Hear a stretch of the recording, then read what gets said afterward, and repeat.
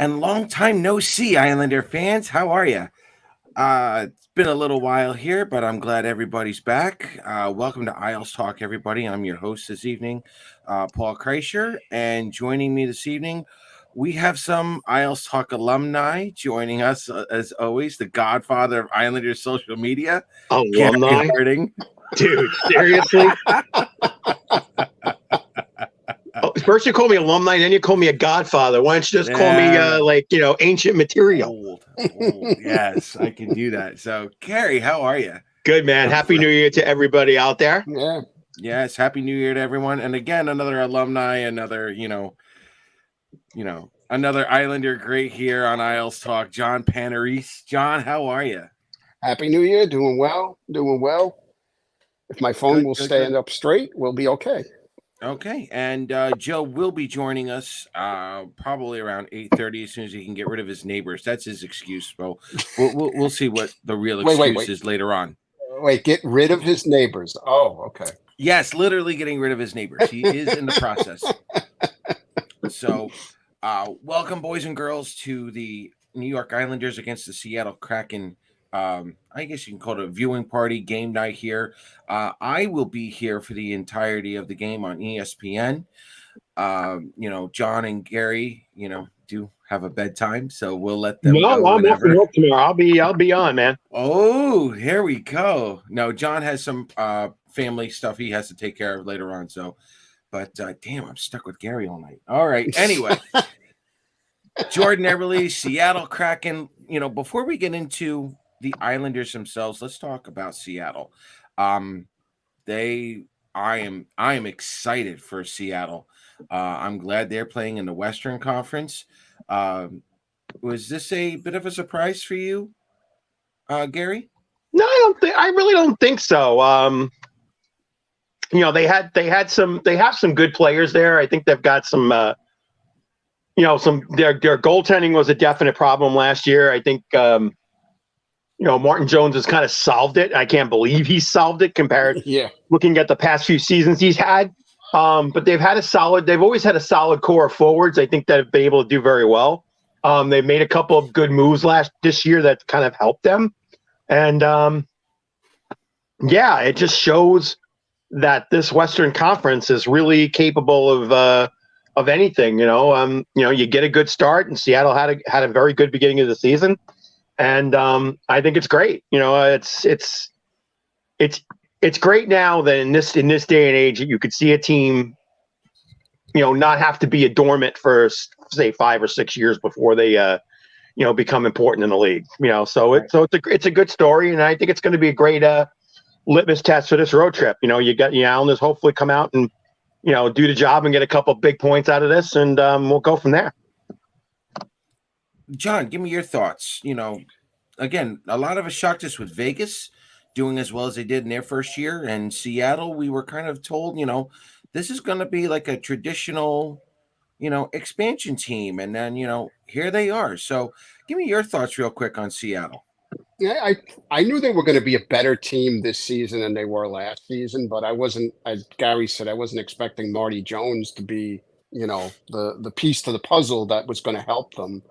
The problem is I don't get to see a lot of the Western games as much as I'd like to. Yeah. Well, I don't get to catch as many of the Western games, conference games as I would like to. So I haven't really been up to speed, other than, just catching scores here and there. So I was actually looking forward to kind of listening to this game for a little bit. And you get to listen to Leah Hextall too there, John. So no, I know she's a favorite of yours. Yeah. No, I'm going to put on the Chris King. Isn't it going to be boy. That's how you do it. There you go. So, guys, welcome again to Isles Talk. Really again? Gary and his wife are on the Jumbotron again. God, he's so famous. Yes, we are. We were on the Kiss Cam. Oh man. No comment. Yeah, it's funny. We're sitting there talking and we see it go on, and somebody's on there, And we were talking about something actually it was with the Penguins or something we were talking about. And all of a sudden she says, "Oh, she sees us on the screen." So, you do the little peck on the cheek, the typical thing. And then Boo. the camera didn't go away for like 20 seconds. You didn't do it right. And she's like, she basically yelled enough, and they switched off. All right. Get him on the spot. Hey, you're on the Kiss Cam. You do what you got to do. You got to do what right. you got to do. Right, so Claire? for those of you... Hi, Claire. I'm on the phone. Oh, sorry. So for those of you who have been here before, when the Islanders light up, when the Islanders score a goal, make sure you have those, those goal lights going in the comment section. If something happens in Seattle, use whatever emoji works for you when Seattle scores. So, this is not a good sign, though. Rangers won 5-3. I'm never going to hear What the is end of that going from my on with family. Florida, man? Let's talk about Florida. Florida, they're just falling apart. Well, and I'll tell you, John, I think that trade did more harm than good for the short term. And I think there's just a couple of players there that are still trying to get used to Florida. And I think that coaching situation, Paul Maurice, I'm not sure if that was such a great idea. And they're trying to figure out Paul Maurice at this point. I think it's a short-term thing. I think he'll get it all together by next season. And I don't think Florida's not out of it yet. No. They're not out. But, man, they got a lot of question marks. And now you got a hot team like Buffalo causing a lot of trouble for Florida to try to get in. Oh, God. PK Subban's in studio tonight. Oh, thank God. I like PK. I like the personality. I do too. I thought it was supposed to be Weeksy, but yeah. Now, what did PK? He retire? Why did he retire? Was he hurt or? No, I think his skills just, unfortunately, the way some happens with some guys, their skills just immediately nosedive. He was probably making more money now with ESPN than he would have been on a regular NHL contract. Yeah. Let's be honest. Yeah, because he was making $7+ million a year.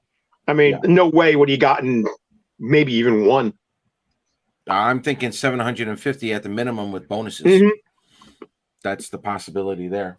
I mean, how old is he? He's not that old. He is I think a year older than Tavares, so I think 32. Yeah. Hurricanes beat the Devils in OT. That's a big one. In shootout. Yeah, in a shootout. It was a shootout. Yeah. Oh, did Tage Thompson just go down? It was 1-1. It was 1-1 in the second period, and it was just goal after goal in the third. Right. The Devils tied it, then took the lead, and then Carolina came back and tied it. So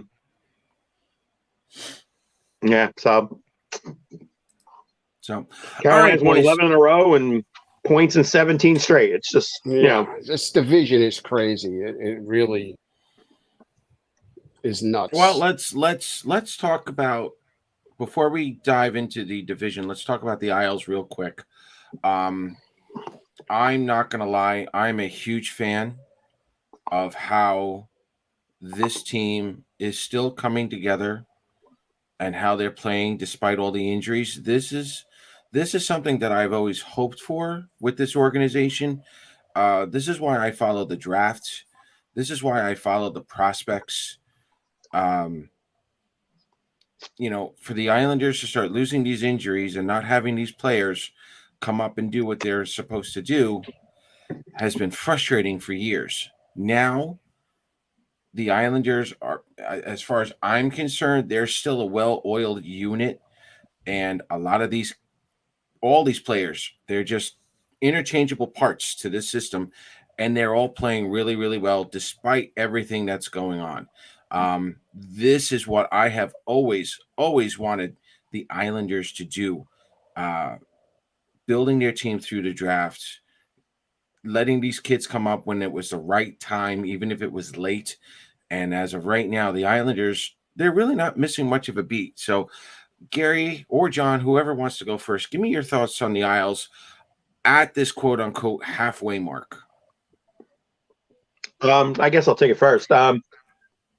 I'm pleasantly pleased with the way things are going. I mean, yes, have there been issues with the team sometimes with their scoring? Yes, I do. But I think when things are going right and when Lane's system is working, and we've talked about it on the past shows that we've done, the defense is so more engaged to move up and and work with the play. As noticed by Dobson's 10 goals and goals from the rest of the D. I think we're still in the top 3 in the league in defensive scoring.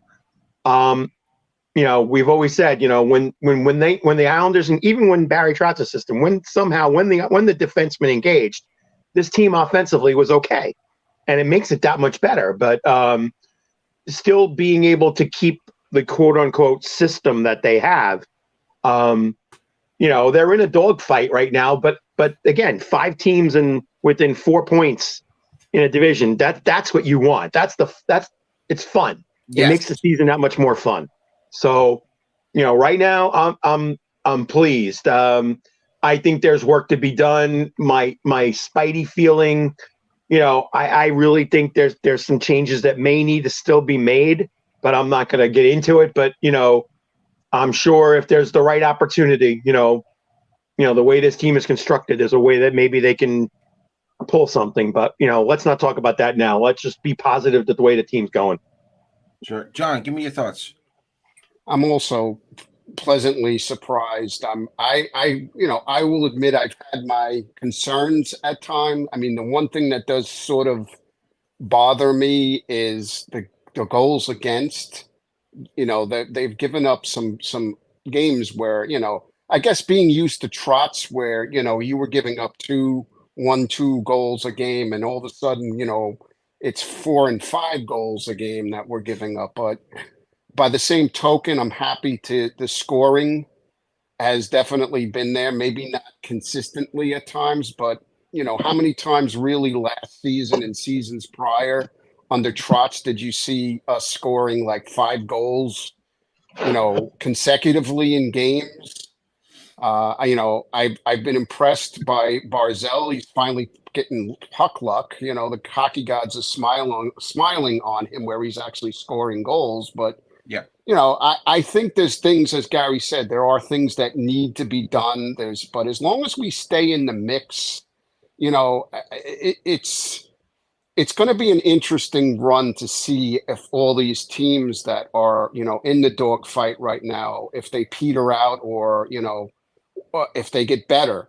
But as long as the Islanders can keep pace, as long as we stay in that playoff picture, I'm happy with it. And hopefully if as Gary said, if the opportunity comes down, the road, we can do something to improve the team or add to it, but we'll see.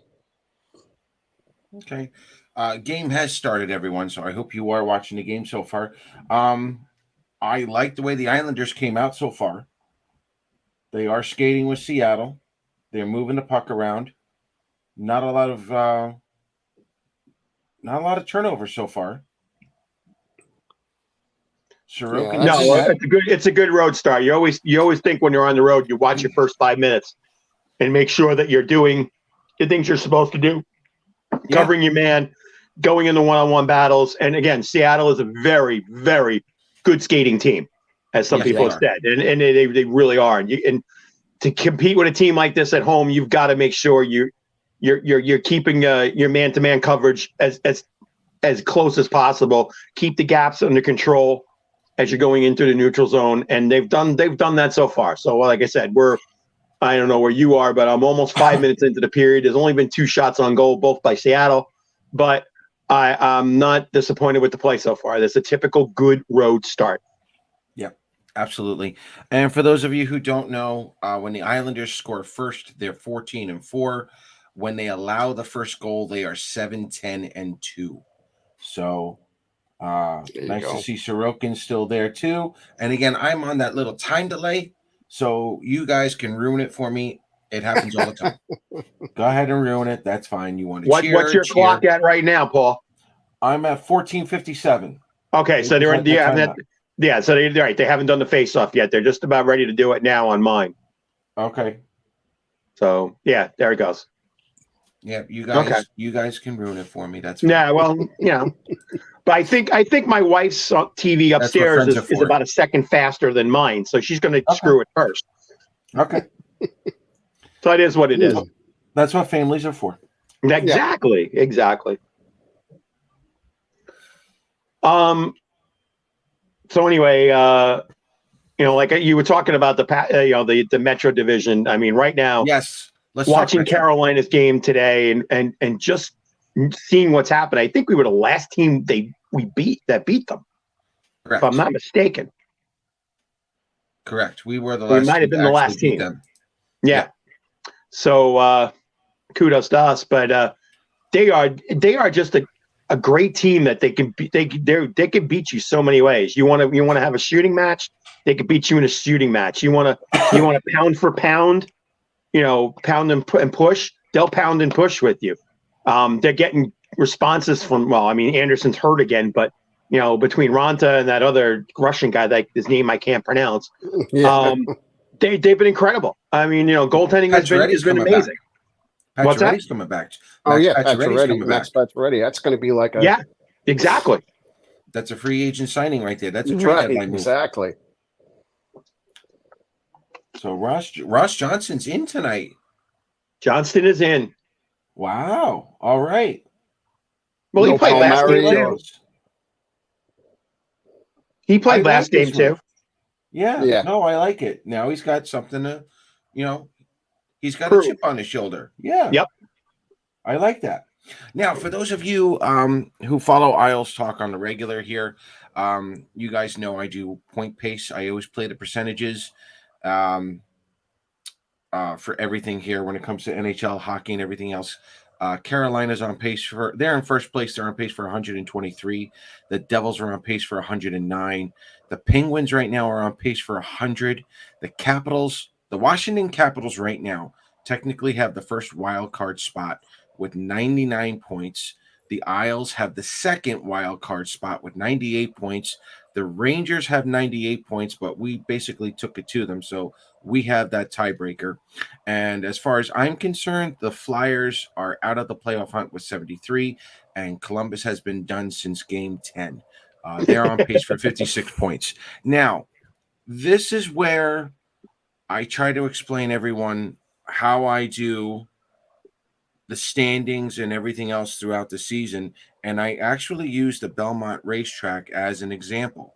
And I know Joe will talk about this later. I consider the standings like a horse race at this point. It's a very long trip. The season is a long trip. You're going to have your good spurts. You're going to have your bad. If you get off to a bad start, you're not going to be, you may not have enough ground to catch up on. And when you do, does your horse have enough stamina to get you to the finish line? Okay. So that's how I interpret the standings. Other than the Flyers and the Columbus Blue Jackets, every team now in playoff contention in the Metro has had some kind of winning streak, except for the Islanders. Yeah, the 5 as long as we had, right? Wasn't it 5 games? Yeah, I think it was 4 or 5. But Carolina has one more. The Devils did it in their sleep. They probably did it in their sleep a couple of times. The Penguins went on a 7. The Capitals have been unbelievable lately.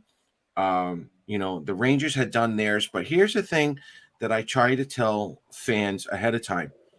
The lowest the Rangers ever got this season was like 87. They were on pace for 87 points. The Capitals were in the mid to upper 70s. The Penguins were down to like 85, 87. They were struggling. Folks, the Islanders have not fallen any lower than a 92-point pace. So for the first half of this season, the Penguins, the Rangers, the Capitals, they've all tried keeping up now with the Islanders, and now they're here. You had the Devils, who had one hell of a run. They're starting to come down to earth. Big time. We don't know if it's going to be a nosedive, if it's just going to be a gentle descend. we don't know where the Devils are going to be. And this is going to be a month that's going to be very telling for them. And then of course, you have the Carolina Hurricanes who are doing what they're doing right now, and no one's going to catch up to them at this point. Let's be honest. The only team who's going to take the Carolina Hurricanes out of first place will be the Carolina Hurricanes. They should rack up first place. Let's just get that out of the way now. For me, I'm waiting for the Islanders to do, if they can, another 5-game winning streak.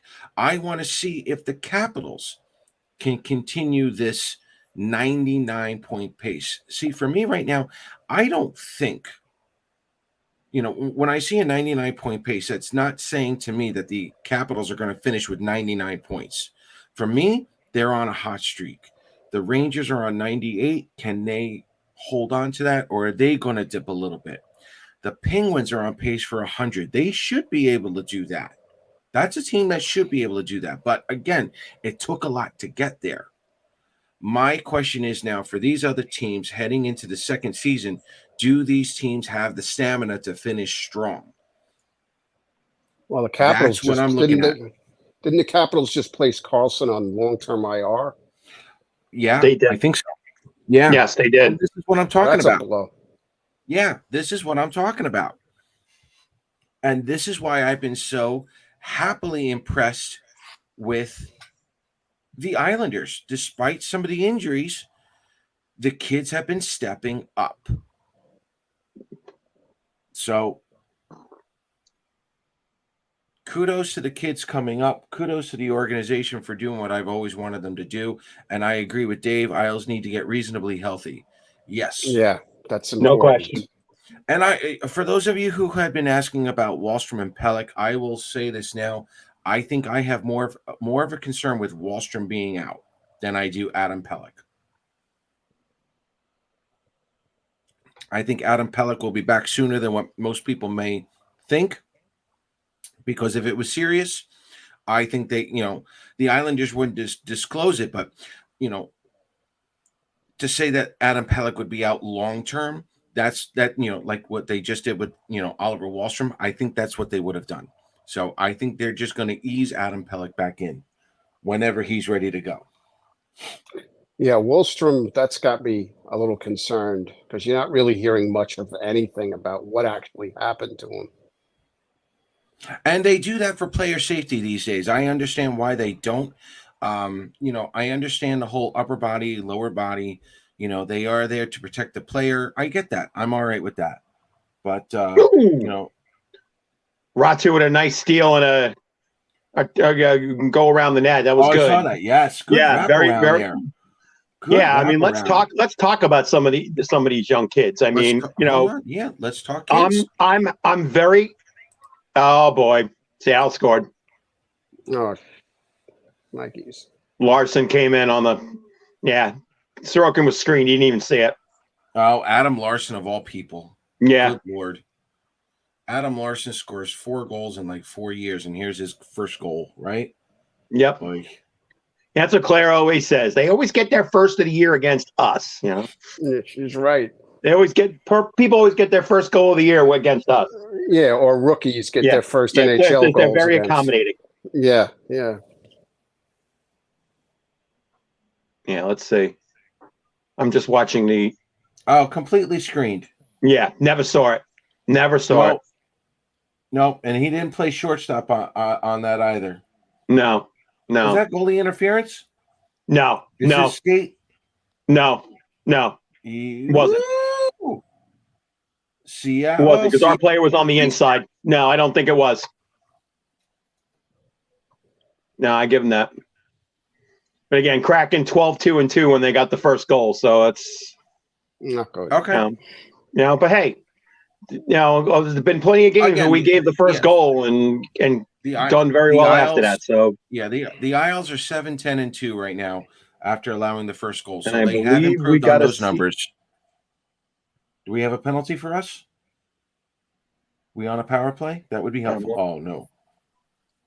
Yeah, Seattle penalty. All right. So, all right. Yeah, now that we finally scored a power play goal, almost one for the month of December. Let's get another one. All right, so let's talk kids. let's talk kids real quick. Who do you want to talk Yeah. about? As I said, I'm very, unlike a lot of people on the boards, I'm very pleased with the way Ratu's playing. I'm not expecting him to be a world beater. He's still learning the 200 by 85-foot game. People got to realize that it's a big difference when you're going from European Olympic-sized hockey rinks to coming to North American rinks. You have to change your entire thought process of the game. And he's only had, what? He had 5 games in the playoffs last year and 20-something games in Bridgeport, or 30 games in Bridgeport before coming up to the island. So he's still learning that. He's still learning this part of the game. But he's been good on faceoffs. I'm impressed with his elusiveness. He's not afraid to put his body in the corners, which sometimes these Swedish, Finnish type players, they're not necessarily too keen on doing, but he's not afraid to, and that's been good. Scoring will come, points will come, but I've been very impressed. I really have. And, if he turns the way I hope he does, again, he's going to be the steal of that draft, being able to get him 52nd. And our friend Jordan Eberle is in the box. Oh, good.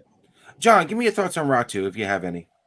I think he's just filled in. I think it's a credit overall to the organization in terms of just how seamless these young guys have just come in and fit. And Ratu's just, he's a smart player. And I just think as time passes and he develops and he gets used to just playing here and within the system, I think he is going to be a steal. And I was impressed by Simon Holmstrom too, before he got hurt. Yeah, let me talk about Ratu real quick. Gary will vouch for me on this. I've said this from day one after he got drafted. For me, he's Franz Nielsen with a better scoring touch. Yes. Yeah, I remember you saying that. He has always been Franz Nielsen with a scoring touch. Do not put him on a first line and put Matthew Barzal on wing. Don't put him on the second line when you have someone like Brock Nelson tearing it up the way he is. Leave Ratu where he is on the bottom 6. Let him learn the game. It'll all come to him anyway. And if or when it's time for him to go back down, send him down. And that goes for every single prospect, save for maybe Fashing. We'll talk about him as well. But Ratu for me has impressed. I'm not 2-on-1 going the other way. And what we got? Sorokin stuffed it. All right. There we go. And again, Kraken, they just put the stat. Kraken are 31st in the league on penalty kill. They've given up power play goals in 5 straight games, so that's a good sign, hopefully for us. But a bad attempt to go across the roll the puck behind the net and around to the other side. Defenseman wasn't there, led to a 2-on-1 with Donato, and I don't know who 37 is, but got a good shot on. But again, right to the crest on Sorokin. So again, 52 seconds on the power play. Got to get that better. And hi, Sue in Ottawa. Happy New Year to you too. Glad you're joining us.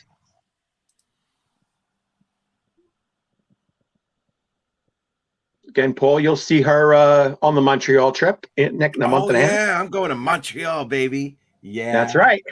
Looking forward to that. Definitely looking forward to that. Gary, real quick, Parker Wotherspoon. I am so ecstatic for this kid. I am so happy that this kid got the opportunity. I'm just so, and he has not missed a beat.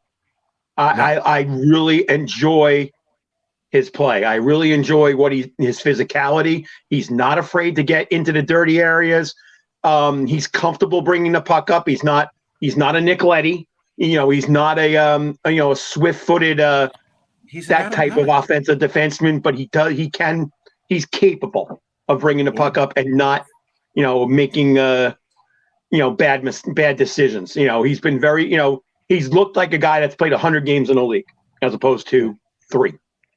So I'm very, like I said, all the things that have worked that have come up so far have been good. I mean, poor Simon, he was doing so well. And again, the people on the boards are saying, "Oh, he's got to score more. He's got to do this more. He's got to do this more." No, he's got to learn the game, and he's done that. And he's been on he was on the penalty kill. He was doing all things good, and but every move that the Islanders have made to bring kids up has done well. There's been no blemishes to me on any of these kids. Real quick, Gary, is it me or is this Islanders defense like they're almost saying to Seattle, go ahead, shoot on Sorokin, we dare you. Well, right now the shots are 9-2. So that would be an indicative sign. I'm not seeing it. I'm not seeing any block shots here from the Islanders. Like none. Actually, the few blocks I saw were Parisi. I think has had 2 of them. Yeah. Yeah. They got to get. I don't know. Again, a good skating team that might be partially to blame for this, but yeah, they're coming. They're pretty much coming in almost unscathed. Yeah. And that's not a good sign. No. But it's early yet. Oh, this isn't 96 or 97. There you go. Another opportunity. Yeah, they're just letting them. This is not good. No, this is not a good sign, especially what we were saying before the game. Yeah. No, this is like looking like 96, 97 when we're watching the younger kids. All of a sudden, we give up that one goal. Oh God, the game's over. You mean the young Brian McCabe and the young Brian Berard yeah. Eric Fischel was in that? Sure, why not?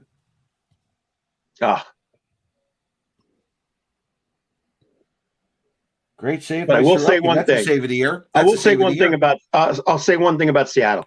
I love those uniforms. Oh yeah, love them. Absolutely love them. I love their retro ones. They're nice. They're really nice too. Yeah.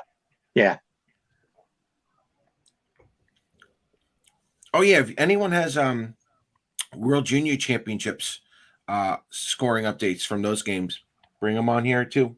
Anybody have questions, comments, concerns? Well, I like what Canada did after losing the first game. They got really ticked off. What they did? Connor Bedard, 13 points in 2 games. Canada with 7 power play goals. Yeah, no. Here's the thing with Connor Bedard, guys. I really want to see him play in the World Championships. I again, I'm going to use Gary's term here. I think he's a man amongst boys in this league in terms of skill. But I want to see him go pound for pound against some of these professionals in the World Championships. I want to see him. That's where I really want to see where he has developed. He's in the Western League, right? Yeah. Regina, I think. Regina, the Pats, right. I don't know the standings in the W right now. I was just wondering whether they'd be competing. I think the kids they're bringing up will be trade bait. Dave, that's a great question. I don't know. I don't know, to be quite honest with you. And honestly, I haven't asked around. Do the kids, are the Islanders bringing up the kids? Essentially, are they bringing up the kids to showcase, for a possible trade later on? For now, I'm going to say no because of the injuries. I don't know, Gary. How would you feel? No, I agree. I 100% agree with you. And all things being equal, I think maybe you might have seen something, but no, I really don't think so at this point.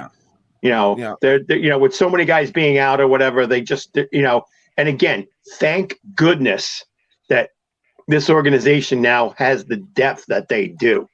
Yeah, that they can let some of these younger kids get even more time now in Bridgeport. The Dufors and the Bolducs and so on and so forth, and not mortgage your minors away.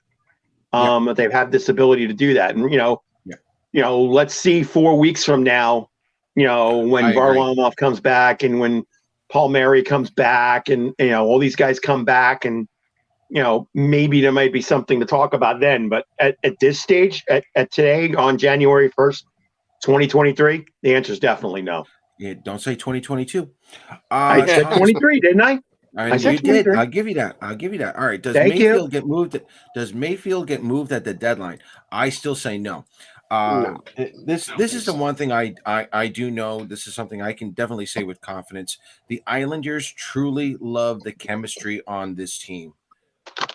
They do. They love it. And you also have to take into consideration that the salary cap is not going up as of right now. It's going up, another $1 million. That just takes care of inflation. Twist Scott Mayfield's arm. Tell him, hey, we'll give you a 3-year deal instead of a 2-year deal, or a 4-year deal instead of a 3, whatever. Throw in that By the extra way, year. He'll probably sorry to take it. interrupt you, second, Paul, but Joe, Yes. why aren't you coming on, man? No, he hasn't gotten rid of his neighbors yet. I told you that. But you can still comment here. This is good. No. Well, yeah, he can. He's finally making himself useful. I know that. I know you want him to where you guys can bust my chops. I get that. It's just not happening yet. And remember, if he tries to come on, I have complete control over that. So, if there's a trade for a winger, it's going to be futures. Joe, I agree with that. We've been seeing first round picks getting traded, since 2019. Simon Holmstrom was the last first round pick, but look at what Lou's been able to do. Ratu, Kaliodelius, phenomenal defenseman. He's been playing in the World Juniors. I don't want to say diamonds in the rough, but he's been fine. Lou has been finding these first round talent later on in the draft, and it's benefited them. Look at William DeFore. William DeFore is another one, but I think that 2020 and 2021 draft, I think they're going to do redrafts for like the next decade. Yeah. Only because of COVID. But no, I can see a first round pick going. Why not? I can see a second round in next year's pick. Who knows? Is there a prospect down in Bridgeport, the Islanders could let go of? Who knows? Probably, but I can't see this chemistry. I can't see the team letting go of the chemistry right now. And I mean, it benefited Bill Torrey up until he had Ken Moreau. Ooh. And when he had Ken Moreau, then he was able to trade King. Not King. Dave Lewis. Dave Lewis, thank you. Parisi. Don't yell at Zach. I'm still mad at Milbury for not drafting Parisi. We're all still mad at Milbury for a lot of things, but that one in particular.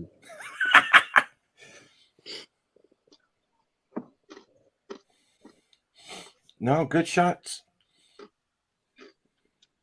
Who's your favorite Islander right now, John? Oh, you're going to put me on the spot like that? You damn right I am. Absolutely. Well, John, he's playing Megalomaniac tonight. I would have to say Noah Dobson. Good call. He is my favorite Islander right now. I just like everything he's doing. That pass to Bailey the other night, listening to Thomas Hickey break that down was just incredible. All right, hold on real quick. Gary, look at that comment. Give me back my money. Give me back my money. Joe will pay for my trip to Montreal. We'll keep it on a one-way deal. I'll stay in Montreal. That's fine. I just came off of it, so I didn't see the comment. So I'm just going back on I lost my page. Okay. He basically says, can we send Paul to Canada tomorrow? I'll pay. That's fine. Just give me back my money from Montreal. Stay there until the trip's over. We're good. Who said that? Joe. Good night. Listening to Thomas Hickey break that. Oops. Works for me.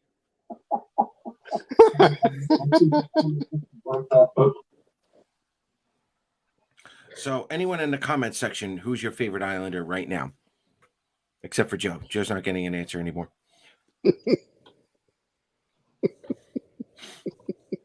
So, let's talk Simon Holmstrom real quick. Let's talk the kids. Again, Josh Bailey, not there yet. He's almost there. I like how he's played so far. I love his defensive game. I love that two-way game that he has. But like Bailey, I do feel that he has to shoot the puck more. You know, and he will. But I think of the two, I think Yes, Holmstrom will get Barzal. All right, we're going to talk about Barzal next. But what a gorgeous move! That was a gorgeous move. Barzal.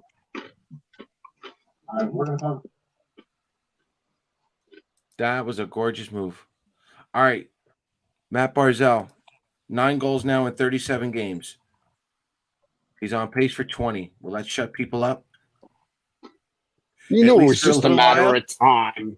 That's what I was people thinking. that think he was gonna go through the whole freaking season scoring no goals. I mean, come on, seriously. 9 and 38, but call it 9 and 20. Yeah, true. Sure. So true. think about it that way. Good point. And by the way, number 100 of his career. Nice. Is he this generation's Doug Weight? Obviously a little faster. Yeah, it's a good similarity. I wouldn't. I don't know. I think well, Wade's speed wasn't one of his fortes. Breakaway, but Lavillier. Ooh, nice save. I will. I mean, agree with. We were outshot 13-3, but I think we've gotten 3 shots in the last 30 seconds. But yeah, this is a lot better. Yeah, I will agree with Joe on this one. I do see a lot of Guy Carbonneau in Barzal right now, and I think he's only going to get better. I really like Barzal's defensive game, and I still think that's going to get better. I think so too.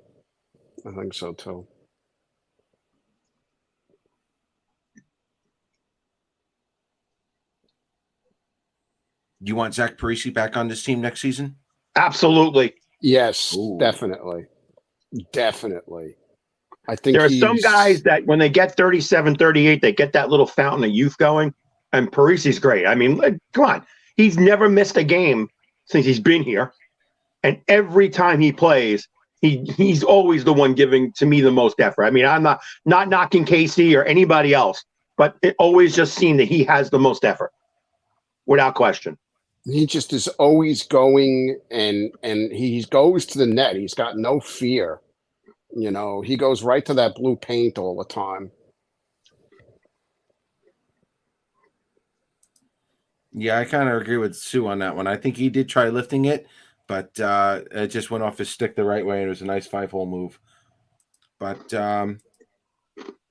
leave it to the Canadian to come up with that one. Wow. I love Sue. Come on. That's not a knock. Is the United States playing Canada tomorrow in the World Junior Championships? Is this why we're getting all testy on Canada? I don't know. Okay. I haven't been really paying much attention, so. Oh, looks like a penalty on the Islanders. Just that was with less than a minute to go. Yes, let's talk about Fasching, boys. He is what Michael Dal Colle was supposed to be. Driving to the net. I think Dal Colle may have had a better shot than him, but Fasching really does fit this system better than Michael Dal Colle. And I looked up Fasching's career before the Islanders, and I tried looking at him from a prospect point of view. He had about the same kind of a development as, I want to say, Kiefer Bellows or Michael Dal Colle, which had him as a call-up. But again, you're playing in Buffalo, and then you're playing in Arizona. You're playing in those leagues. Like, that's just almost 9 straight years of development right there, and he's turned into quite the player this year. Is this like, honestly, Gary, you're going to remember this name. John, you might remember this name. Is he a Mark Lawrence? Is he a one-hit wonder, or does he look really good in an Islander uniform? Sometimes it's the team you end up with. I mean, things didn't work out. He was actually, I know last year he was actually the captain of the Tucson Roadrunners, Phoenix's, Yes, he was. AAA team. Yeah. And did a nice job from what I heard, because I was reading some stuff on him beforehand, and he's just never had the opportunity to stick. And again, timing is an amazing thing. It worked out. He came up at a point where his role was needed. Right. Filled in perfectly. And penalty on Jaden Schwartz with 5.1 left. So they'll start the second period with 1:55. And I think it was caused by Mr. Fashing himself. I think he drew it. Yep. How old is he? Is Hudson Fashing? 26, I think. Fashing's 27. 27. Yeah, okay. Yeah. And he's not a kid. For those of you young ones out here, Mark Lawrence was back again mid to late 90s. Basically, was a one-hit wonder. He scored a bunch of goals in a short amount of time. Millbury gave him a contract extension, and he did nothing after that. That. Yeah. So, he did absolutely nothing. So that's why I brought him up. Is Fashing going to be the next Mark Lawrence, or is there an actual potential or future for this kid in this organization? So, end of one. Islanders, Seattle tied at 1. Gary, I'm going to agree with you. Good road game, at least in the first half, but they got outskated. The team as a whole let Seattle come in and test Sorokin. I didn't like that so much. And just a good opportunity to score that tying goal. No, the last 5 minutes, you see the momentum starting to switch a little bit. And you saw, the Islanders get a good amount of the one-on-one battles. And that's what you're looking for. And, Barzy with speed coming through, again, sometimes you rather get the puck through the basement as opposed to the toy department, but doesn't matter which floor it goes into, as long as it goes back behind the net, who cares? Right. Yep. And I believe Jamspan is correct here. Can't be sent down anymore. So I don't know. Well, we'll see. Well, here's the thing. You really want Fashing to go back down? I don't. Especially if Oliver Wahlstrom's out long term. Yeah, no. Yeah. He's picking up the slack well, and he does little things again. Not only I think Oliver Wahlstrom's long term, but I really feel Holmstrom's going to be long term too. Okay. So there's a place for him. There's definitely a place for him. I don't know if Holmstrom's going to be long term, but I still think Holmstrom will get sent down at some point, as he should. Yeah, I agree with that. I don't think he's here to stay. I mean, he did admirably, no doubt about it. Yeah, but he could still use a little more coffee. Yeah, he can use still a little more, and that's okay because I think he's the type of guy that's going to need, until he really gets his foothold here, he's going to need to play 20 minutes a night. Yeah, and he's not going to get that here. He's only going to get 10. So for the point, get him some more goal production, get him some more confidence. Bring him up for a cup of coffee when you need him. Especially these kind of situations. With injuries, you're going to need a guy like him to come back in. But Fashing, no doubt in my mind, he should be here. John, give me your thoughts. I agree. I agree totally. I think he's just fit in really well. From the games that I've caught, he's really been like a spark plug out there. He just kind of seems to always be in the midst of getting things going, and is always, if he's doesn't have a direct assist, he's had a lot to do with a lot of the goals in the last few games. You know what I'm saying? It just seems like he's on the ice and his name comes up by, at being part of the play. Yeah, absolutely. And no, I agree with Randy right here. We can't rush the kids. Absolutely not. No. I'd rather have these kids come up late than, early, and right now, Simon Holmstrom, he deserves a cup of coffee. No doubt. Atu Ratu had a phenomenal camp. Sure. But they're coming up for all the right reasons, because the players are injured. That's it. They're coming up Right. for the right reasons. They're getting the opportunity, and that's what I love. And again, what we've always said as Islander fans for years and years and years, we bring kids up too fast. Yep. In this case, I really, Yeah. I mean, they had to for necessity. Yeah. Okay. But you look at a Dufour, you look at a Bolduc, and I know people are saying, why is Bolduc up here now? No, He's not ready. absolutely not. He's not This ready. is the time you don't bring him up. You allow him to become that kind of player that we think he's going to be. And the only way he's going to do that is by building his game up in the A. I mean, Ratu, yeah, maybe you could have let him down there a little longer. Maybe, who knows? But I don't think it's a bad decision. If he stays here for another 2 weeks and maybe goes back down when Palmieri and them get trouble just walked in the door. Now you know intermission's here. Because when the game starts, he'll just leave. What do you want? Just want to wish everybody a happy New Year. Oh, Say hello, especially to John and except for me, Gary. yeah. Happy New Year, my John and friend. Gary, happy Happy New Year. New Year. Happy New Year, Joe. How you doing, dude? Yeah. Everything's good. How are you guys doing? All right. So, Joe, give us your thoughts on that first period. Were we off, or what were your thoughts? Forwards looked good. They looked like they were skating. Defense looked a little sluggish. Thank you. Not getting in front of the puck. Matter of fact, I think a couple of the forwards had a few block shots. But Sorokin, he looks on. So he could basically cover up for when he's on. He could cover up for any of the defensive lapses. But they look a little sluggish. West Coast trip, first 20 minutes. I think we take over this period and we control the rest of the game. That's how I think they're going to come out.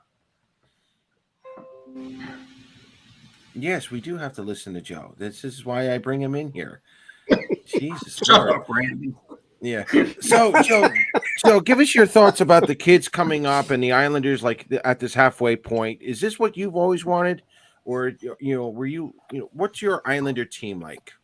My Islander team, well, listen, being an Islander fan for so long, I never wanted to see the kids rushed to come up. But when you have injuries, that's the time you're throwing them into the fire because, hey, if they make a mistake, you need them there. They're there to learn. So, but no, I love the way these kids are performing. It looks like the system that they're being taught down there works. That they're coming up and they're not missing a beat. I mean, they don't look lost. Let's put it that way. And you made a comment before about Dal Cole, and sometimes he would look lost out there. Yes.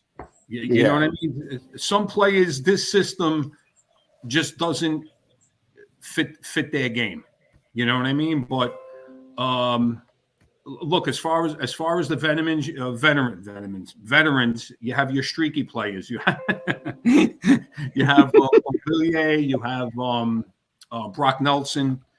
They're going to score goals in spurts. Barzell's starting to put the puck in the net. So they're going to get their game going. I think in the second period, and they're going to take over this game. That's it. But as far as the young kids, I'm liking what I'm seeing so far. I really do. Nice. We have well, I shouldn't say we, but the Islanders right now are on pace to have an easier schedule, for this second half of the year here. Right. We know Lou likes to make trades along with Rutherford, trades earlier in the half of the season, the second half of the season. But again, Lou also loves the chemistry of this team.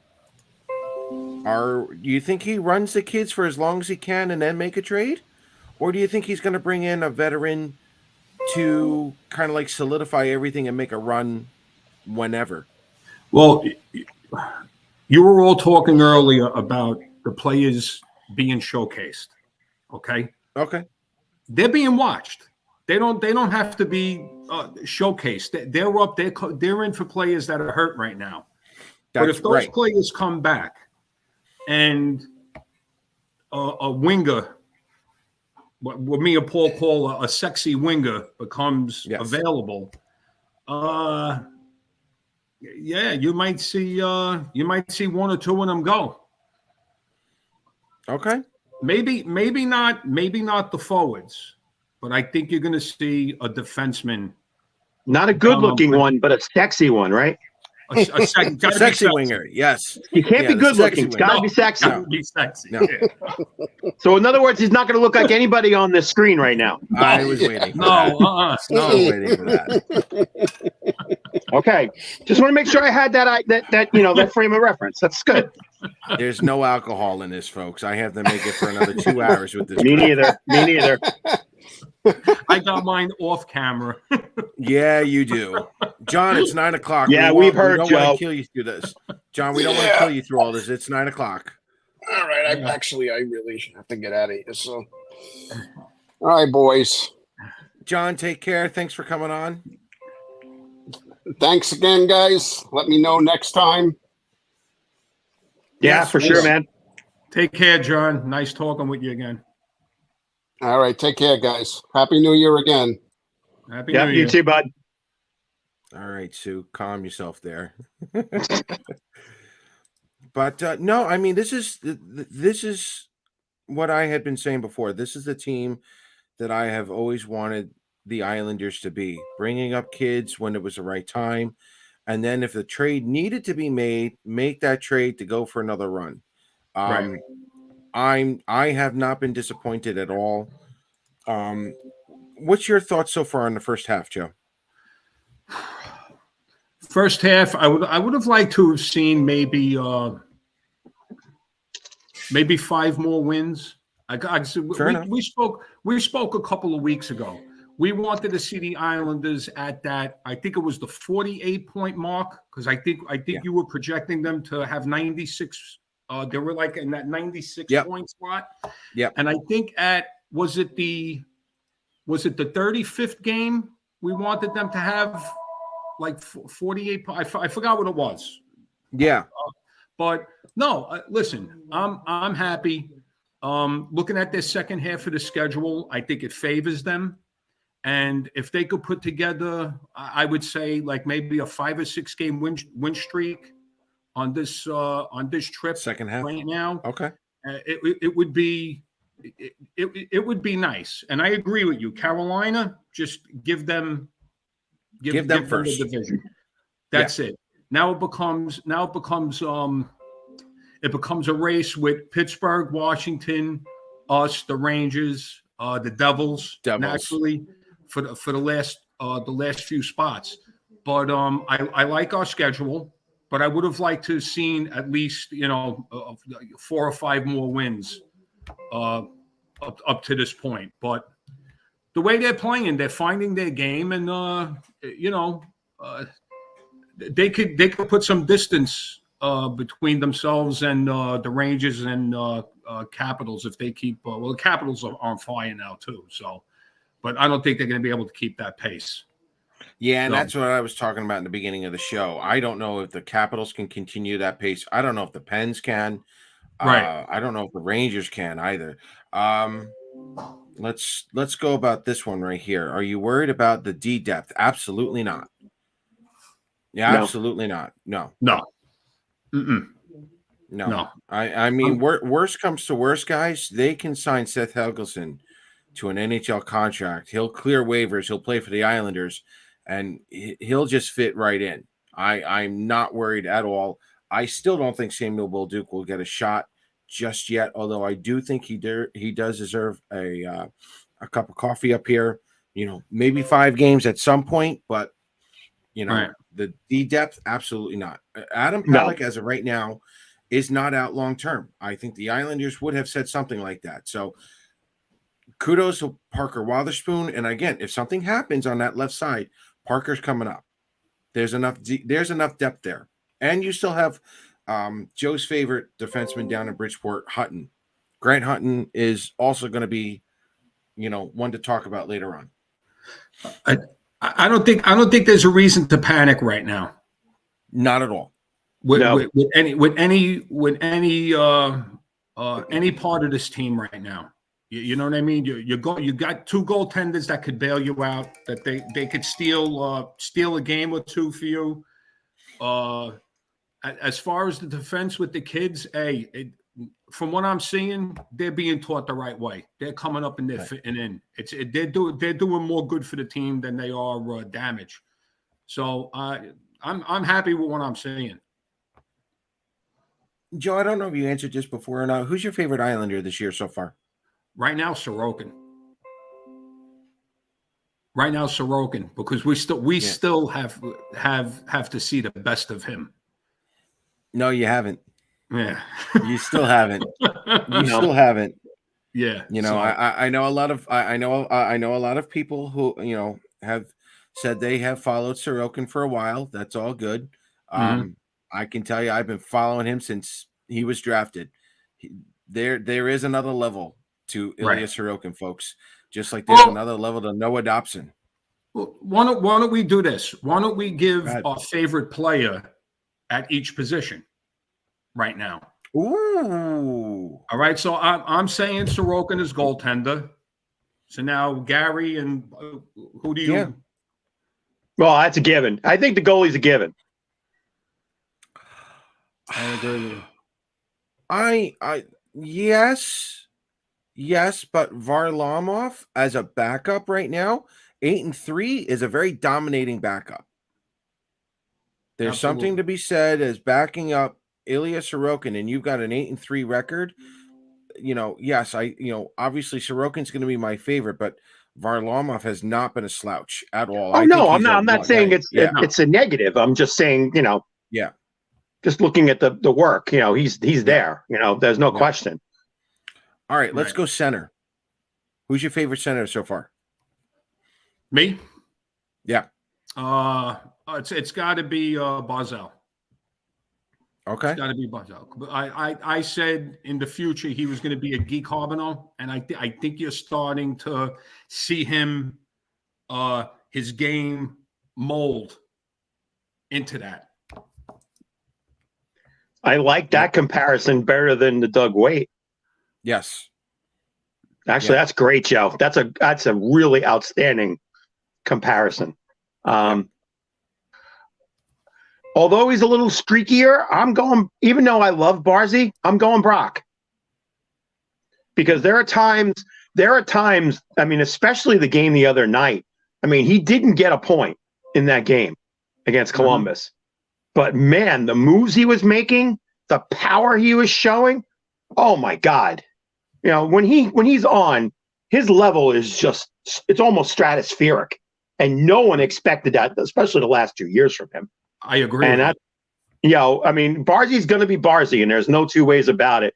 But when you've got Brock doing what he's doing on the second line, it just makes the team that much stronger. That your second line center is doing the things that Brock is doing right now.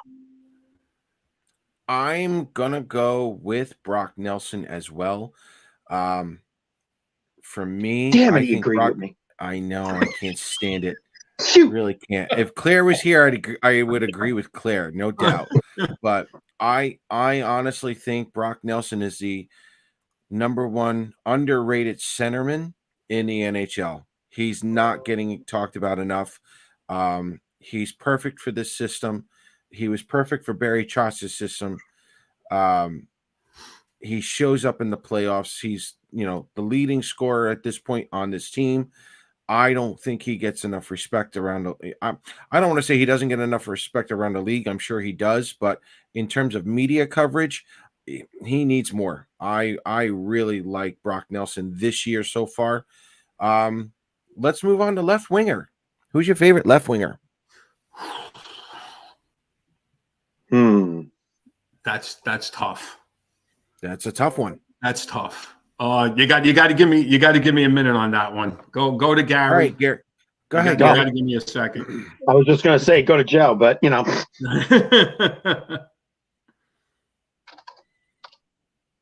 Well, I will go Anders Lee, despite what Zach Parisi does. Zach Parisi is always Zach Parisi, but Anders Lee having he's having another phenomenal year, and it was one of those. It was said, Anders Lee's never going to do what he's doing without John Tavares, and look what he's done. And even this year, he's tearing it up. And a lot of people may or may not know this, but Lee and Nelson basically grew up together in this organization.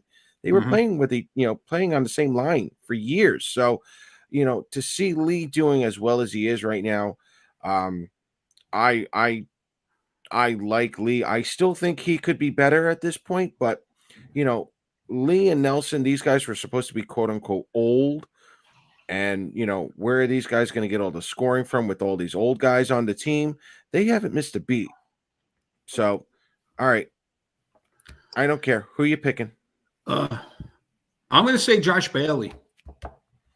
Ooh. I'm going to say Bailey. I mean, suck up. No, not. Oh wow, what a save by Sorokin. No. Oh, we're back on. Oh wow. Not for that reason. Wow. Now just had a breakaway, and he should have had it. He should have had it. Wow. Oh. Josh Bailey, go for it. All right, Josh. What does he have right now? What does he have? Like 8 goals and 6 goals. 6 goals, 15 assists, maybe. Yeah, something like that. All right. Look, he's having a Bailey year. He's a quiet producer. He actually 6'9", 15. All right, 6'9". All right, 15. He's a quiet producer, but in the playoffs, he always comes up big. He always comes up big in the playoffs. But he plays a quiet game, and he's another one of those guys that's streaky. And well, take a look at this replay if you see it. Yeah, I'm watching it. Another toe save. Oh my God! My groin hurts Oh, every time he does that. Yeah, you watch him. Oh, yeah, absolutely. My groin pulls every time he does that. Oh. All right, so that's my. I'm gonna go with right now, Josh Bailey. All right, give me your favorite winger, Gary. You know where my loyalties are. I wanted to say Lee, and a lot of times I think overall, point wise and all that, he's better. But the problem with Anders Lee is just, it's okay to be a streaky goal scorer, but right. It's streaky the other way too, and that's where it's tough. For a guy that size and a guy with that strength or whatever to be so incredibly, I won't say bad, but I mean just incredibly unlucky. Right. Almost takes the vote away from me. But everybody knows my feelings on Bailey. I can't convince people anymore, that are just going to look at Corsi numbers and all these other things and say, why is Bailey here? I mean, unless you really sit and analyze and have somebody try to analyze what's being done outside of the play. Joe sees it. I see it. Paul sees it. But a lot of people don't see it. And you're never going to get them out of that. So, right. I mean, that's the way I feel. But, most of Islander land's not going to unfortunately agree with Joe and I. Penalty on Ratu, by the way. Yeah. Yeah, I was going to say that was looking like a shooting gallery over there, boys. Yeah. Seattle was just peppering Sorokin left and right. And that's what we were talking about in the first period. There's just a lot of opportunity for Seattle to just take over. And how do again, sometimes it's just the situation, but I'm still a little concerned with Sorokin's rebound control. He's reminding me a little too much of Yara Halak, where he's using too much pad. Well, and it's bouncing off for another opportunity. Sorry, if you noticed his last, let's go back a half a dozen games. Let's go back about 4 games. He was sitting back in the net. Yes. Okay. He's not doing that now. He's coming out. He's challenging, and he's not relying on his athletics anymore. Now he's taking away the angles and everything. So his game got aggressive the last 3 games. I like what I'm seeing with that. All right. Yeah, no, I'm just saying in this game so far, he's been phenomenal, but the Islanders are giving Seattle way too many opportunities. And Yep. again, it may just be circumstances, but I'm not liking the rebound control from Sorokin this year. I'm going to It be may gone not for a even be second, up Paul. to I just him. got to get a charge. I got to get a charger for my phone. Be right back. Okay, take your time. Oh, damn, I'm stuck with Joe. Damn. Yeah, no, Randy. To a point, I agree. Like this, you're running around with score. I knew it. Uh-oh. Yeah, that's not. Oh, they just blew by through of them. They just went through 3 of them. Yep. Mm-hmm. Wow. You can't go through 3 of them like that. They're going to make fun of me now that I missed that. Yeah, one timer from the top of the circle. Yeah.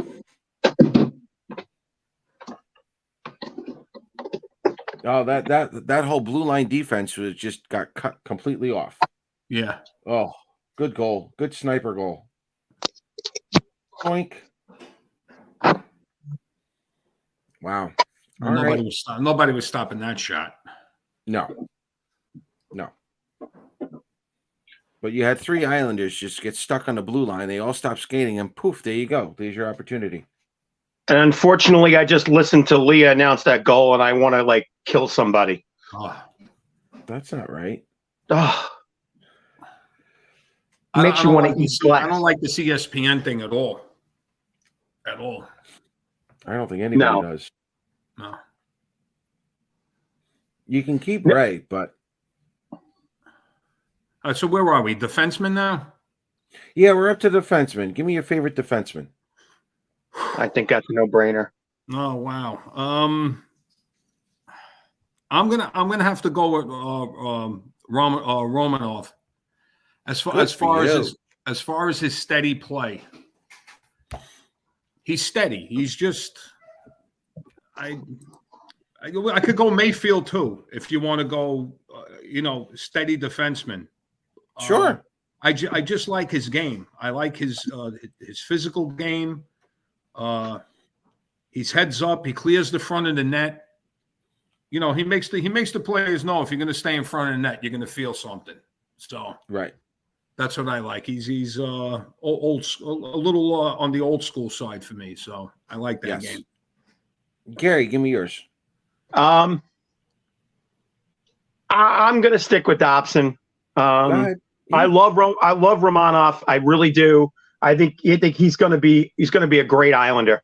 Because I think he's made his play has made the defensive core be a little more as a combined group better. And I think he's made that happen. I like that they've put him together the last couple of games a little bit more, him and Dobson.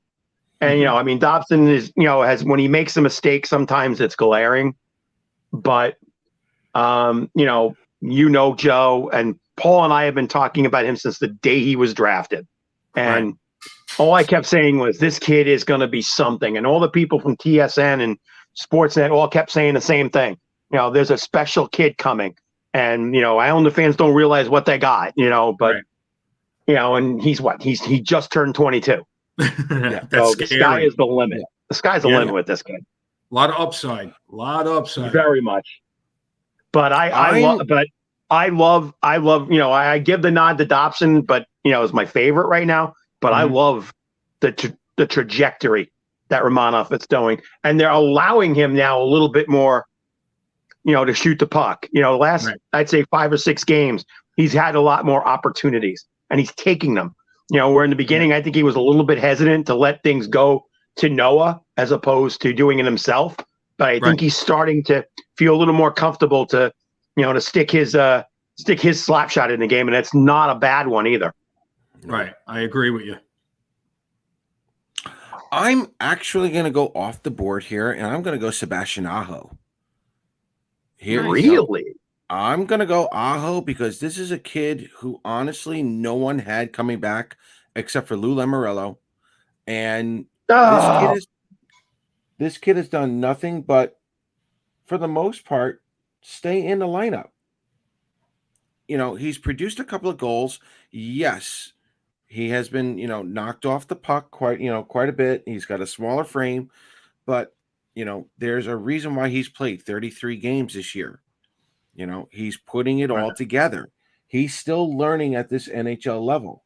And again, for the most part, he really hasn't looked out of step. And the coach seems to have a lot of confidence in him for him to be playing this much. So it's more of I'm rooting for, Aho at the moment, but I love watching the younger kids come up and contribute. And I still think, even Aho isn't young anymore. I like his progression so far. No, it's not a bad statement. I mean, when you look at the 5 of the 6 that are playing now, they are size. They have the ability to, to be physical. They're strong. Sebastian Aho is a maybe 2-inch taller version to me of Thomas Hickey. And again, we all know with Thomas Hickey, wasn't the biggest guy, wasn't the strongest guy, but if he played positionally and did what he was supposed to do behind the play, he made a mark for himself. And Sebastian Aho at times has been wonderful in that aspect of play. But, the problem with a positional player is if you make a mistake, it becomes even more difficult to correct. And that's where his problems have been. But again, I don't say it in a negative aspect. I say that there's, like, as you said, Paul, I'm enjoying watching his progression, and he seems to be going in the right trajectory. As long as he stays this path, I think he's fine. Well, he's also he's also surrounded by players that let him go find his game, because under Barry Trotz, he wouldn't be doing the things that he's doing. No. So he's got the right coaches, and he's surrounded by the right players where they could tell him, "Hey, go find your game. Use your head, do it the right way, but go out there and find your game." And look, listen, who's going to complain about what he's doing? Somebody will. Yeah. somebody in this fan base will always have a complaint about something. So, yeah, no, I agree with Rainey on this one though. 18-7 shots. That's not good. That's just no. Especially the last 3 games out. Again, they're home games, but we were out shooting by 2-1. Right. I mean, again, that's when you see the difference of this team. When the defense are not engaging offensively, they're not getting the shots on goal. No. That's going to be a severe problem for this organization. Well, let's move on to that then. Joe, I'm going to give you credit here too. We had talked about this now for quite a while. Getting a defenseman like Shane Gostisbehere, who can put points on the power play, even on 5-on-5, and again, I will say this until I'm blue in the face. The Islanders, when the Islanders defense score 2 points or more, they're 4-1. When they score 3 points or more, they're 14-3-1. 14-3-1. And it's the same trend that they had with Barry Trotz last year. Right. We know Lou loves to build on the positive that he already has. Right. If defensive scoring, I don't want to say becomes an issue, but getting a defenseman who can put up some points, especially in the playoffs, that could be very, very beneficial. Well, with Gostisbehere, yes, he could definitely ignite your power play. He could improve your 5-on-5. No. Uh-oh. Aho. Yeah, trip. Penalty. Yep. Oh. That's what he said. And you got it by him. Pulled the stick up. Yep. The do you only say- thing. Sorry about that. No, go. The only thing where if you bring in a player like him, your defensive play is going to suffer a little bit. Yeah. That's the thing.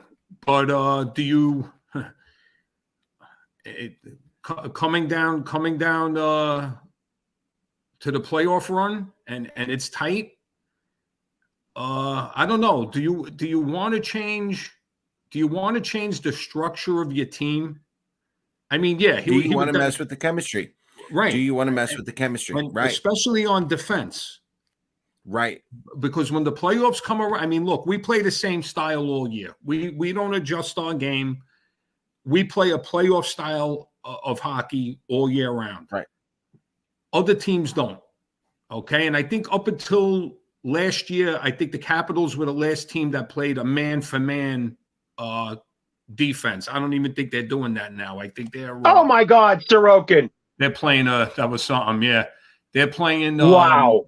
A whatchamacallit, a zone type system. But I don't know. I mean, do you sacrifice maybe giving up a goal to score a goal?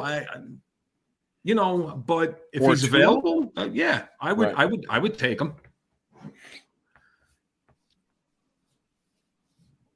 But you think a winger is going to be coming in first? Do you think well, obviously, let's put it this way: with Oliver Wahlstrom being out long term, I think the focus probably should be a winger at this point. Oh, the focus is definitely going to be on a winger. It's not going to be on D. It's definitely not going to be on D. I mean, I think they're very satisfied with what they have. But if that winger becomes available, yeah, man, you better go grab him. If it's the one that we've been saying, you better grab him. Yeah. Absolutely. I don't know. Is he too sexy for this team? No, he's sexy, boy. He's definitely sexy for this team. Definitely. Good thing it's an inside joke that the three of us know. Yes, it is. Yes, it is. All right, let's see here. Let me Another just power play here for Seattle. All right. Islanders finally look like they're moving around.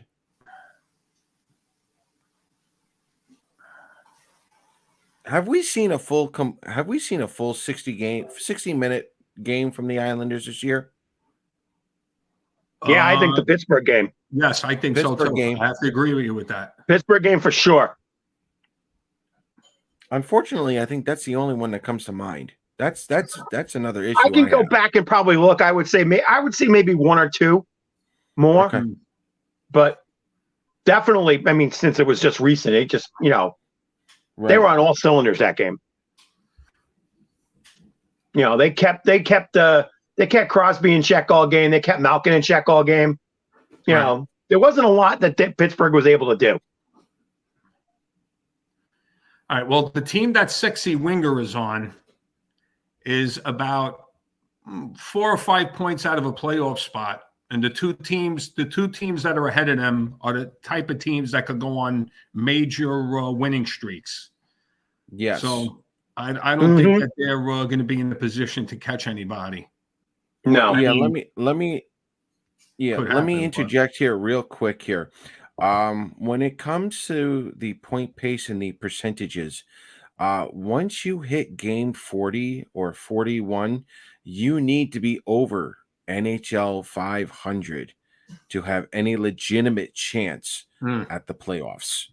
And time is definitely running out for that team with the sexy player on it.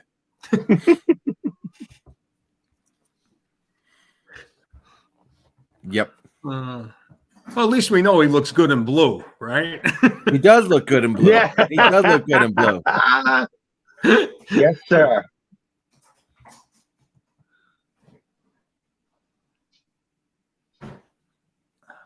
All right. I like the passing so far from the Isles. If there's one positive right now, their passing in this game has been good. But they're not skating. They're just they got to tighten up the neutral zone. Seattle's coming in too easy. Yeah. We were saying gap control earlier, and that was an important key, but right now it's not been too well. I mean, they're out shooting them, 23-10, 21-10 right now? Yeah. 21-10. 22 now, but yeah, It's a shooting gallery. that's not good. That's not good. And a lot of times, again, in the last couple of years, of Barry, sometimes we would win a game and we're being outshot by a 2-1 margin. But this team right now, the way they're constructed, they can't do that. What a save by Sorokin! No, that was insane. I tell you, I like those Seattle jerseys. They're nice. Gary was saying the same thing. No, we were talking about that before. They're nice. They're nice. Those jerseys. They did it the right way. And the reverse jersey is really nice too. Oh, with the baby more blue? The light blue shoulder. It's really sharp. Let's talk about this real quick though. Seattle, according to Forbes, is now $1 billion team. Really? And lo and behold, the Islanders, for the first time in God knows how long, probably ever, are $1 billion team. Oh yeah, they've never been over $500 million. No. Wow. Yeah. Charles Wong bought the Islanders from the Milsons for $200 million. Yep. $200 million. He stole them. But then he was losing $20 million a year. And then when Ledecky and Malkin showed up, they gave him the $400 million. He broke even with the team after everything he went through. Right. And now to see this organization as $1 billion team, that's something to be proud of if you're an Islander fan. Well, let me ask you a question, Gary. If Wong would have got that lighthouse project thing that he wanted to, where do you see where would the Islanders be today? I mean, what's your what do you think? No, you mean if the plan went on? If it went through, where would the franchise be? Where do you think they would be right now? As far as what, valuation or player or? Let's do as far as franchise. Let's say player strength, winning games. I mean, again, we all know in this culture of the 21st century, it's not just where a player is; it's everything around it that makes that organization good / successful / winning / whatever. And we all know for the last 30 years where they weren't able to attract. A lot of times a success of an organization or a firm, whether it's business, whether it's law, whether it's whatever, is the ability to attract people, to attract good people. Right. And you couldn't attract good people to come to Long Island. You hear the stories from the guys that played here, and they say, if I would have known Long Island was this great or whatever, I would have came here sooner. But the arena was a disgrace. The organization at the time was a disgrace. Right. But if Charles would have got the deal and the Coliseum would have been refurbished and would have been brought to a different level, then I think things would have been way different, for them. But, unfortunately it took the Brooklyn and all this stuff for us to get what we got. But,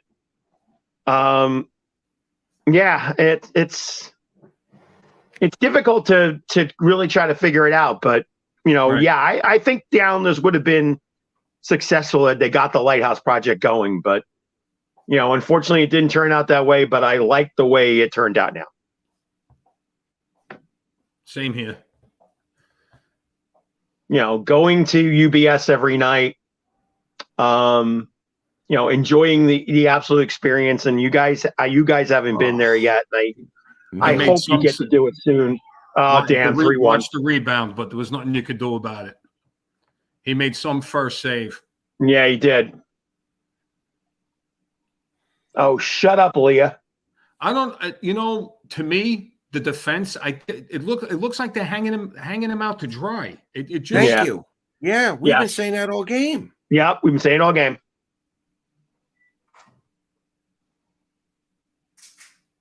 Yeah, there you go. You lost Romanov there. Yeah, which he should have been. He should have been up in the slot, and Dobson should have been on the outside. Right. Yep. Another broken Yeah, play. yeah. Ray just, I don't know if you hear that, but I can hear it from upstairs. Ray saying the Islanders are slow back on defense. Yeah. That they're not getting their man. Yep. See, here they come right through the neutral zone again. Yep. Right through. Yeah, they're just letting them walk through. They're not getting on top of the blue line. They're doing anything. They're just letting them walk through. Would going back to a Barry Trotz system against a team like Seattle benefit the Islanders? I mean, if anyone has spent more time with Barry Trotz lately, it's Lane Lambert. Why not go back to his system for one game to tighten up the defense? Because you can't. No. You can't just do it for one game. That's something that has to be practiced. That's ingrained. His system was very complex. Not many players liked it. It's a very hard system to learn. But no, you stick with what got you to this point because it is working. You're what? You're tied for a playoff spot. I mean, no, look, you have again, to it's impress. like You have to impress on your defense. You have to impress that gap control. And that's not something. I mean, that's something you practice all the time. So it's not like you're going to change your system at all. No, I wouldn't change a thing. It's just. Sometimes guys just don't have it. I mean, they were in Seattle, if not adjusting to a time zone, they were already there. They were already there yesterday morning. So it's not that they're getting used to things. That's not an issue. But it's just, just some games they have it and some games they don't. And a team that skates like Seattle, if you don't have the gap control, you're dead. Period. There's nothing you could do. There's no system you could do to change it. You're stuck with that. You see, if you saw the breakout just now when the Islanders came out of their own zone, Beauvillier was already crossing the blue line, heading towards center ice before the winger even had the puck along the boards. In a Trotz system, Beauvillier would still be at the top of the circles waiting for the guy to get that puck, and then they would break out. So, And that's where you lose. To make Gary's point, that's where you lose your gap control because now you're opening up the ice, but you're also opening it up for Seattle. Yep.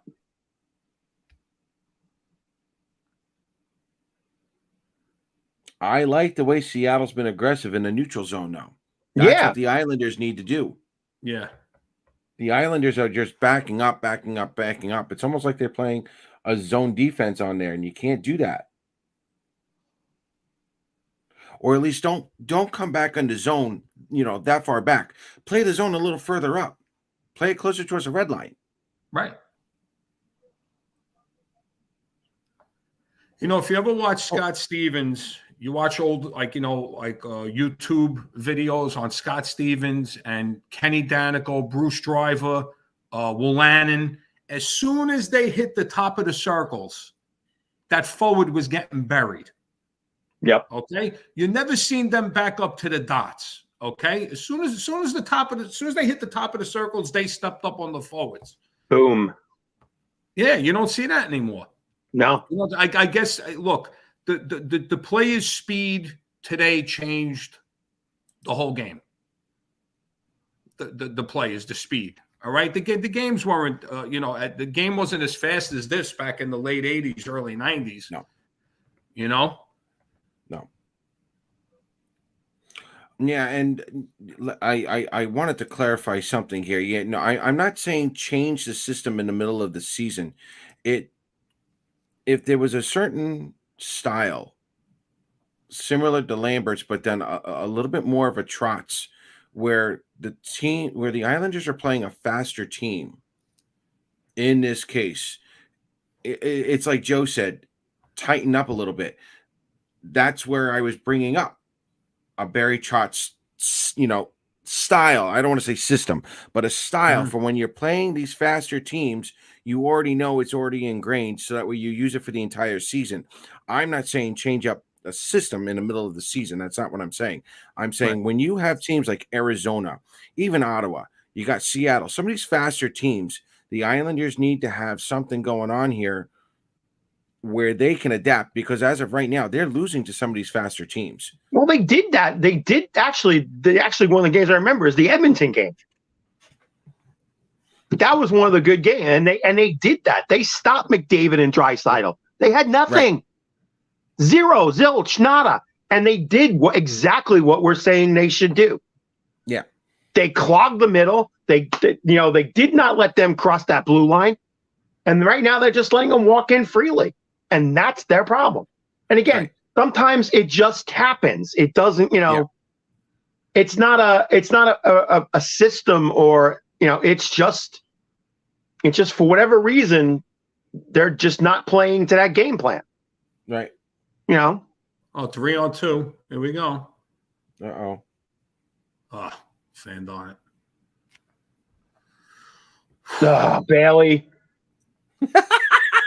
Here we go. Ball. Here we go. That's it. Oh. Bailey There we go. Bailey. Yep. No, Isles- I'm Twitter's gonna disappointed. go I'm not nuts. disgusted. It's disappointed. Because I know Claire's saying that upstairs. Isles Twitter gonna go nuts again. No, it's not.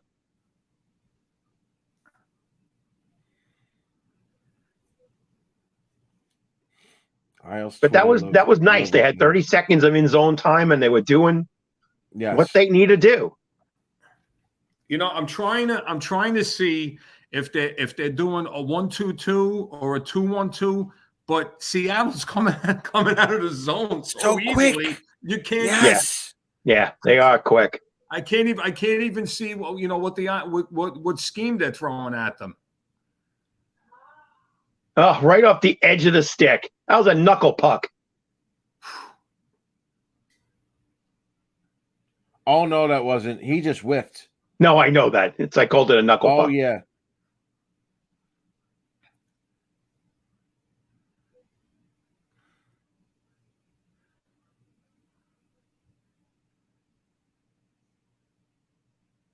All right, keep it in the zone now.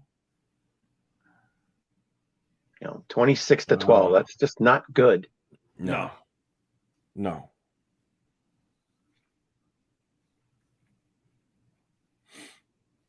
Someone's got to throw a big hit, get into a fight. You got to do something to wake up the team. Yeah.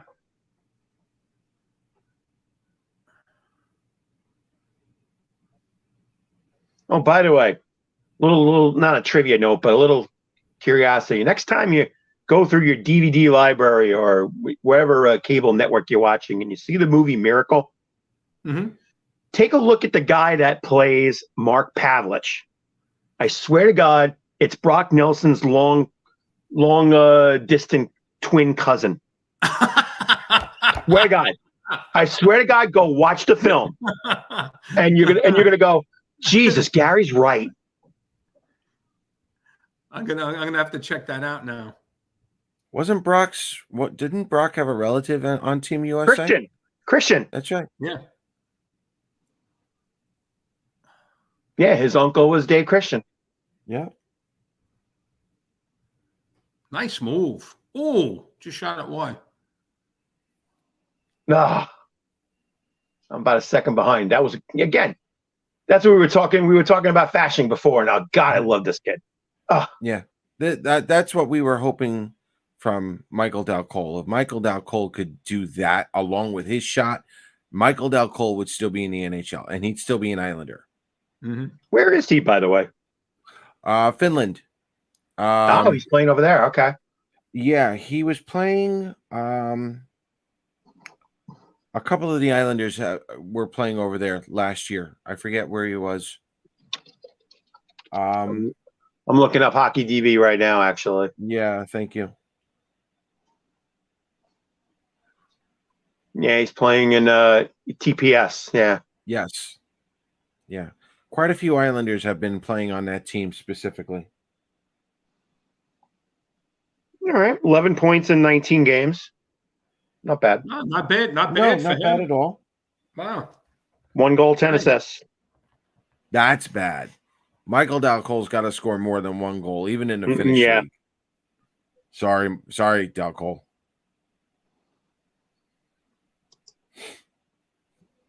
Can't believe now he's 26.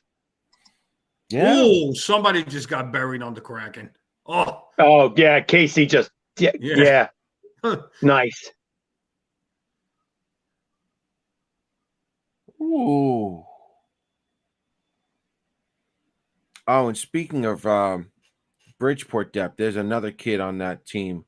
I really like him. Give me 1 minute. I'll get his name right now. Are you For guys those going to of be on you, for the third period? Yeah. Are you Oh, guys? yeah. You're going to do the whole game? Yeah, we'll do the yeah, whole we're game. doing the whole All game. right. Let me. My brother just called me. Let me call him back, and I'll jump back on. That's fine. All Sounds right? good. Catch you in the field. No problem. You talking about Andrioff? No, I But am he's having a great talking year. about Vincent Savigny. Oh, Yes. Sevigny. Sevigny. Yes, thank you. That's Bolduc's. not Yes, Bolduc, Dufour. Dufour's teammate. Dufour. Yeah, his Yes. teammate. Yeah, folks, keep an eye on him because he's doing everything that Bodie Wild was supposed to be doing as well. I would not be surprised if this kid got a NHL contract from the Islanders in the offseason. Wasn't he basically just signed to a PTO because of Dufour? Yeah. And it's very similar to when Carter Verhaeghe signed with Bridgeport because he was on the same team with Ryan Strome.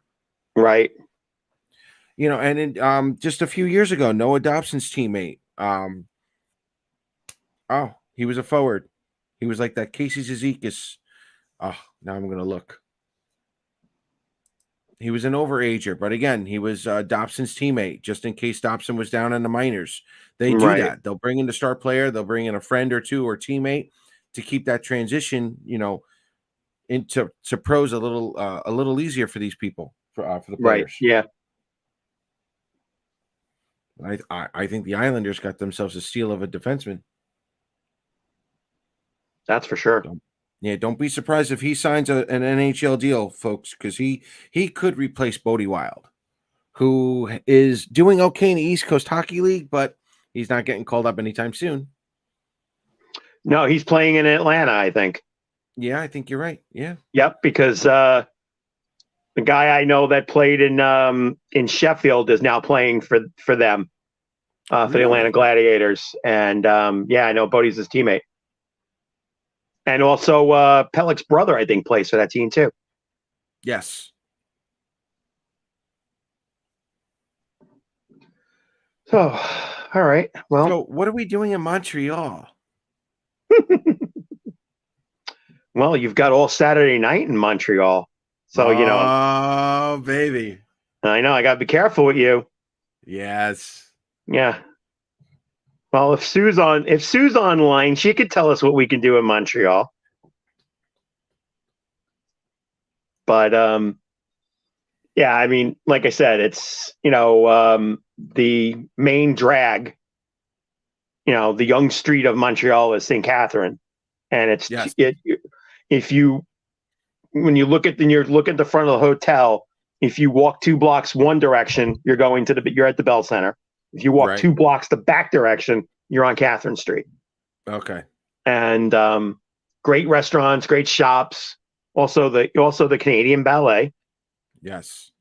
And you know about the Canadian Ballet, right? I do. You do. Okay. I do. Yes. Just saying. Yes. But yeah, it's a nice hotel, and then the great part is we'll be there at 9:00, and again we'll either be very tired or whatever because I don't sleep on a bus. So you don't sleep on the bus? I do not sleep on a bus. Wow. No. Okay. If I get a half an hour, I get a lot. So I'll be tired, but that's all right. Bodie's going to get packaged with Skarek and Salo soon. I don't know. I think Jakob Skarek is going to stay, guys. He may clear waivers, but I think he may only need 1 more year down in Bridgeport because his consistency is improving, which was his knock even at the draft. So if his consistency improves, don't be surprised. Maybe he does turn into that number 3 goaltender while Tristan Lennox gets used to the professional game. And Tristan Lennox, I believe, just played in his 100th OHL game. I think it was last night or the night before. Did your Jets lose? My Jets? Yeah. I'm not a Jet fan. You're not a Jet fan? I thought you I'm were a a Jets Bills fan. Oh, all right. Huge Bills fan. Oh, sorry. Oh, yeah. I don't dislike the Jets. I'm just a Bills fan. No. All right, let's have some fun here. I would trade Varley for a first rounder and Mayfield for a first rounder. My question is, you're not getting a first rounder from. no, let me all right. I'm genuinely curious with this mindset. What's the purpose of trading Varlamov? What's the purpose of trading Mayfield? Is this a retooling? Is this a rebuilding? What's the philosophy behind that? And I do love you guys, and I take all of these comments very seriously for the most part, except for Randy. Why are we retooling? Why are we doing a rebuild? Because that's essentially what you're doing here. What's the point? Or have you heard anybody else saying we need to retool, we need to rebuild? Because I would love to rebuttal that. We don't have to. The kids are showing you why we don't have to go into a retool or a rebuild. I mean, granted, the 2023 draft is supposed to be phenomenal. I get the first rounders, but we aren't winning the cup.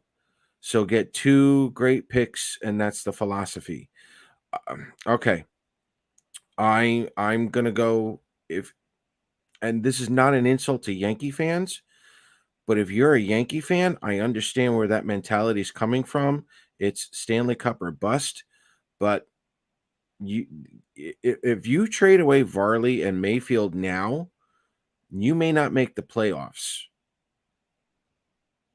Okay, and for the people who may or may not know this, the Islanders were still $70 million short due to those 2 COVID seasons. The Islanders made $30 million last year, and they're on pace to probably break even from those 2 years right now. And if they get into the playoffs, they're doing well. I don't understand again, probably because I'm a Mets fan. Let's just have at it. I don't understand the philosophy of tearing the team down just in case, because we're not winning the cup. I've never understood that.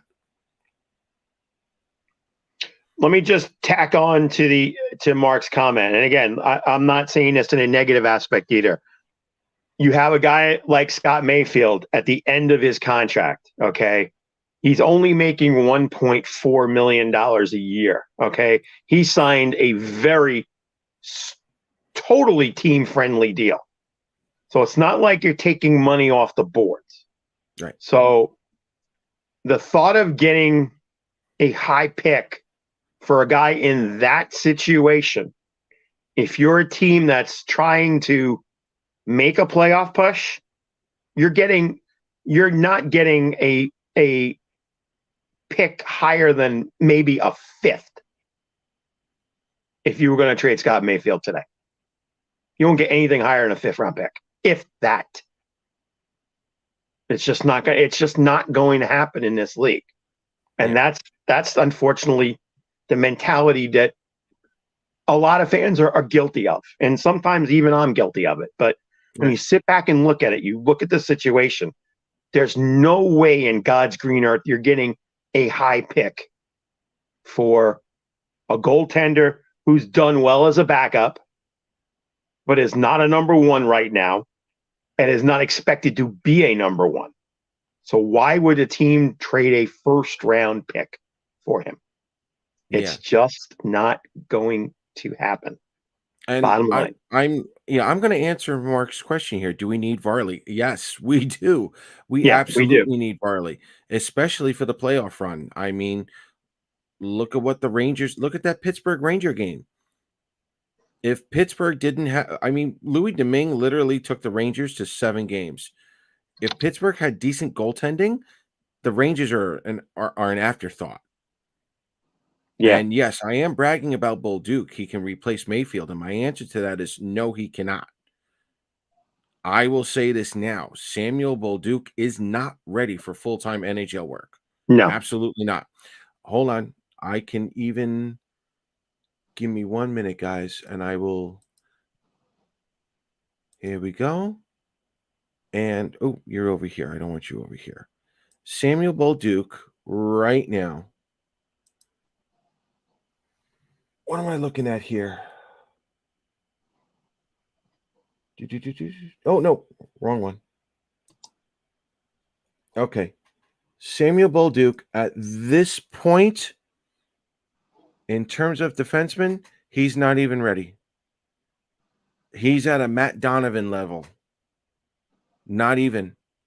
Yeah, 23 points in 31 games, -8. Yeah, no, guys, he's in terms of development right now, the kid's at Mitch Van Den Sopel level, like in terms of like prospects.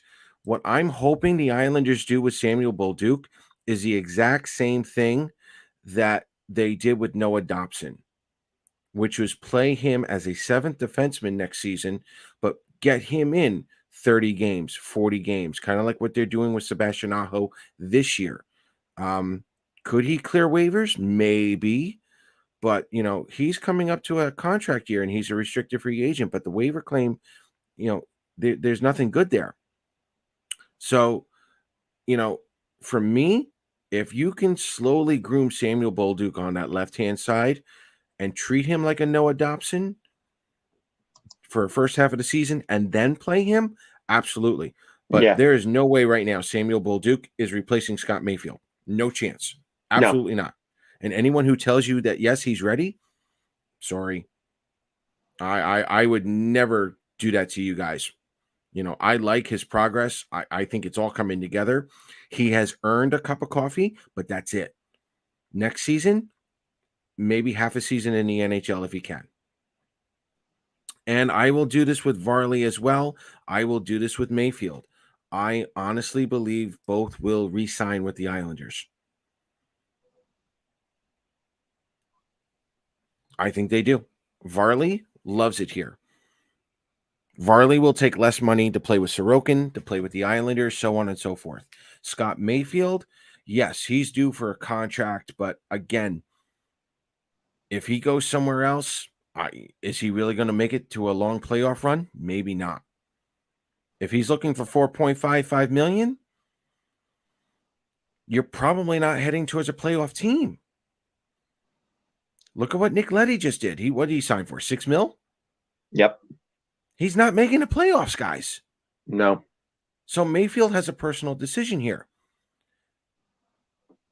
Scott Mayfield has a chance, okay, maybe make less money, get an extra year, and have a shot at the playoffs every year.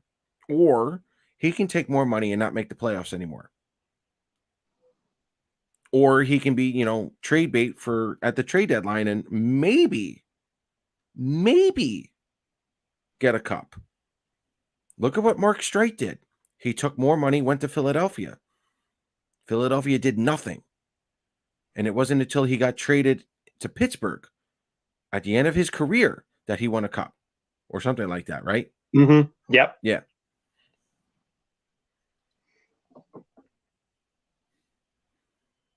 So, Dobson also had Char as a mentor. Bolduc doesn't. No, but Samuel Bolduc is going to have Noah Dobson as a mentor. Samuel Bolduc is also going to have Scott Mayfield as a mentor. He's also going to have Adam Pelech as a mentor. There's enough in this group where it's like we have said before, the Islanders love the chemistry of this team. And it goes to what Joe had said before, that if the Islanders make a trade, there's probably a greater chance that the Islanders are going to trade some future picks for this, for this next player that, we continue to joke about. So, I I think Varley and I think Mayfield are going to be re-signing with this team. But I don't think the Islanders need to retool. I don't think they need to rebuild. When you're a $1 billion team, you don't want to rebuild. The Rangers finally did it. Took them a couple of years, but, they got lucky last year. I'm sorry. Their kid line got good for 1 week, but they couldn't beat Louis Domingue through 6 games. And look at your number one draft pick from 3 years ago. Yeah. What is he doing now? Yeah. Scratched. Healthy, scratched. Yeah, and again, and you guys know this already. The playoffs are a completely different beast. These teams that go on long winning streaks right now in the regular season, they don't mean anything. The Islanders know they have 7 games to beat you, and they're going to do it at some point. Tank. No. As much as I love this crop of kids in 2023, I don't think there's a need to tank at all. Connor Bedard is the only player at this point that I would tank for. And I'm not going to lie, I think Columbus or Chicago is going to get that. We cannot be as bad as what Chicago is doing right now. It's just not happening. And speaking of players going, you look at Chicago right now, number 2 at the bottom of the league, and you got your 2 mainstays in the last years of their contracts making $10 million a year. Yeah, in Kane and Taves. You wonder what's going to happen. Blackhawks. They killed the Blackhawks with that. Yeah, they killed them. I'm saying it'd be interesting to see where they go. Yeah, because they're going to want to. They're definitely going to retool, and if they're going to end up getting a Bedard, or I know there's a couple of others there. I just haven't really paid attention to the draft pool as much as you do, but you wonder where they're going to go. Yeah, and again, for this whole thing, we might not make the playoffs. I'm just speaking for myself here. I'm not even thinking playoffs. I just got done with Christmas. We just got done with the holidays. I'm so focused on the World Junior Championships right now. Anyone who's saying as a conversation, I don't recommend talking about playoffs January 1st or any kind of rebuilding or retooling or anything else like that. It's just too soon. It's by far too soon. And for those of you who follow the show, the magic number on defense for the Islanders is 217 goals. Okay? When the Islanders as a team give up less than 217 goals for the season, they make the playoffs. And right now at game 41, they're at what, 103? Yeah. They're on pace, folks. If Sorokin continues on this pace, you're looking at, and not including this game, the Islanders are on pace to give up 185 goals. 185 goals. So I'm definitely more on the optimistic side here, but it's also realistic here. The Islanders have, I believe it's like an 85% chance of making the playoffs if they score over 240. They're on pace right now, at least playing the law of averages, for 266. There's nothing here right now that tells me that the Islanders are going to miss the playoffs.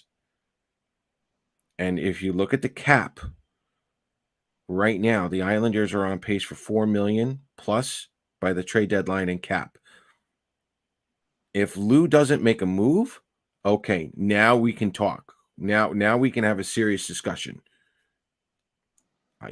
about playoffs. Then we're there. But January 1st, absolutely nobody should be worried about the Islanders missing the playoffs.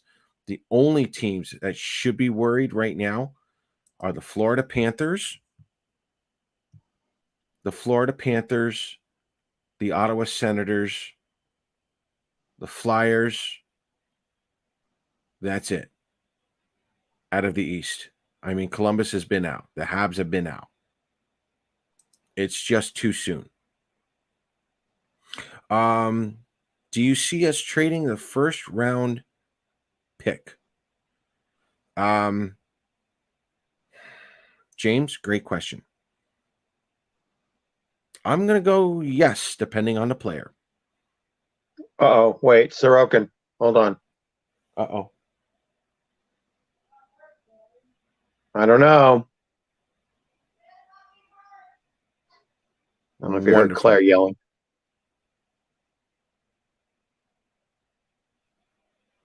This is not good. We can just scratch that whole not making the playoff thing. That sucks. Oh.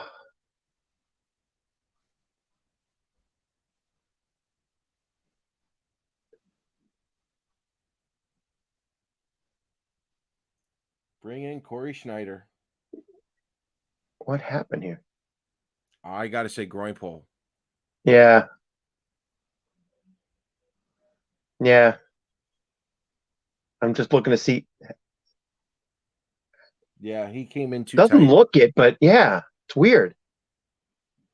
I know he's stretching himself in that, but I just don't see how that high shot caused him to stretch that groin. Well, he's up. He's up. He's a hockey player. He got shot in the neck too. Yeah, that's what got me. That's what got me Okay, concerned. he It was got the high shot in the shot. neck. I didn't think it was the groin. Yeah. Although he was stretching himself there. I know. I just. Yeah. But all right. But again, that's Sorokin.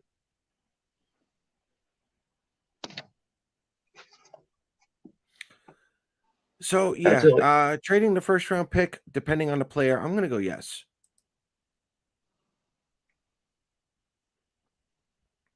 But as you may have heard all game, we're talking about a sexy pick. Yeah, sexy player. Sexy player. Sexy player. Anybody that's listened to Paul and I over the last year may have thoughts, but we'll just leave it as thoughts. And I do have to include Joe on that one too. Joe. Yes, Joe's a part. Joe. As much as we want to, include him I in this. don't want to include him. Yes, Joe and I have. Joe and I have been talking, in all honesty, about this sexy player now for about solid 3 years. I was going to say at least 2 years. Yeah, solid 3. Yeah. How deep is this draft? James. If I were starting a league, if I was starting a team right now, if I was Bill Torrey, starting up the Islanders, this is the draft to build your team. This is it. If you're Lou Lamoriello, if you can grab a couple of picks at some point, that would be phenomenal. This is a draft where you can restock your entire prospect pool if you really did some really good research. I like this very much. I like this draft. I will be covering the draft without question. I don't care if the Islanders lose a first round pick or not. I will still be covering this draft. Yeah, this is going to be, from what I'm hearing from other people too, it's going to be a phenomenal one. Oh yeah. Yep. You're just jealous because you know where he's coming and he's not going towards you. Ha ha ha ha ha.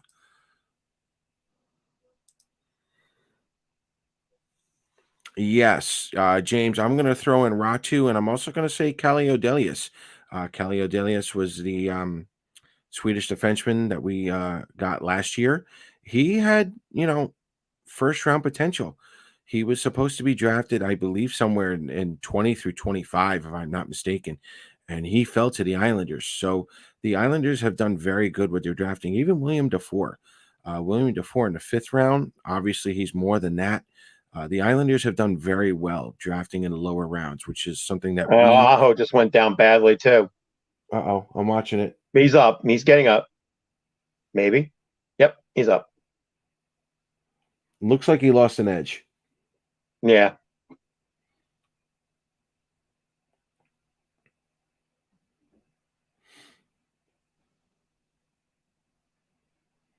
this has been a fun couple of minutes.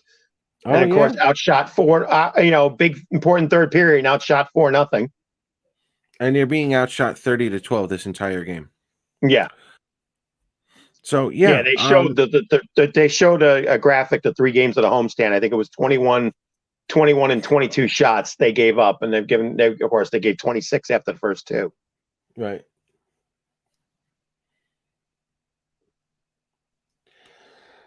Yeah, but I mean, this is a point where right now, say the next 4 minutes of this period, they've got to put one on the board.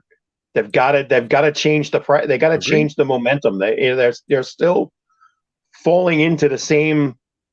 I don't want to say the word trap, but they're falling into the same pattern that they did in the prior 2 periods. They're just letting the speed of Seattle just walk right through, and it's not good.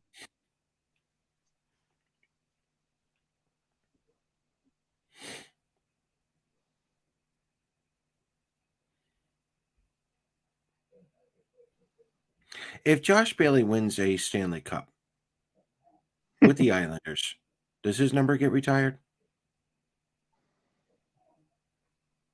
Good question. It's a Stanley Cup. He's in the top 5 in almost every category. He's been through some of the worst and, been through some of the best.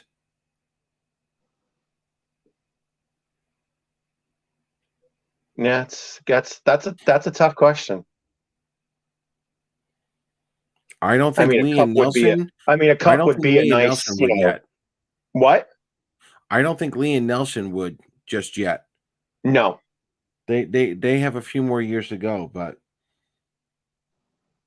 and that's the other reason why I like these players staying where they are, because now, even if they don't win a Stanley Cup, these are players that still have a chance to get into the Islanders Hall of Fame, which was something that we were robbed in from the 90s. We didn't get to have, some of these players do really, really well, had excellent careers. Unfortunately, they were with other teams, but these guys should have been Islanders for a much longer term. And I, for one, am really enjoying the fact that these guys want to stay Islanders. They want to finish their careers as Islanders. And, maybe we have a ceremonial night for them at some point. That's something that this franchise needs more of. We need more of those nights, so that way this younger generation have something to look back on.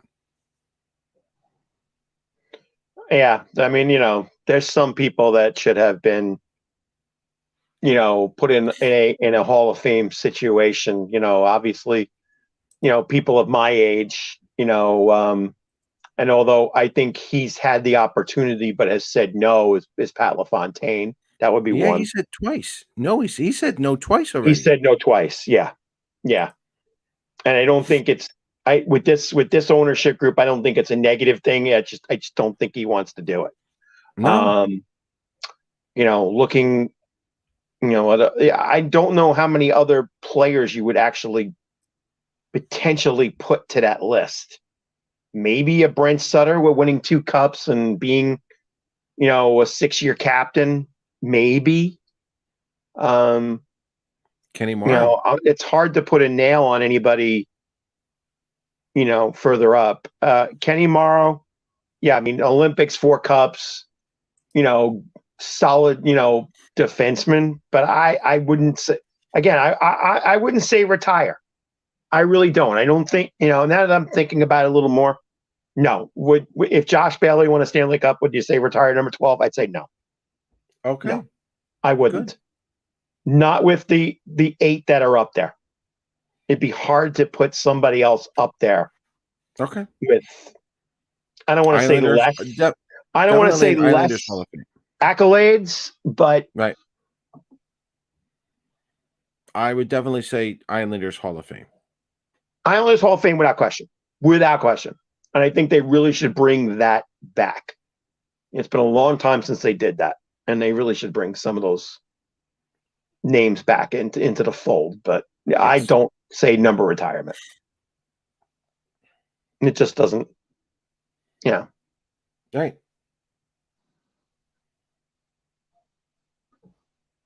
And that's me. Remember talking about Josh Bailey like that. So, but Right. love the guy, love the player. Should he be a Hall of Famer? Islander Hall of Famer? If he's going to be number 2 all time in games played, yeah, I could see that. I could see that. He's going to be near the top 5, and maybe near the top 5 in points. Yeah. By the time his career's done. I like Ratu's on feistiness here. Yeah. I like him sticking up for the teammates. Yep.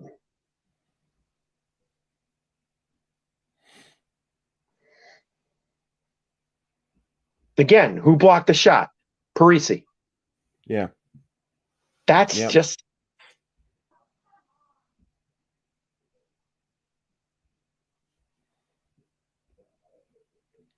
Jesus. They can't even clear the puck out of the zone. This is ridiculous. No. It's like hot potato almost. Yeah. This is not what you want to see on a first game of a 4-game Western road trip.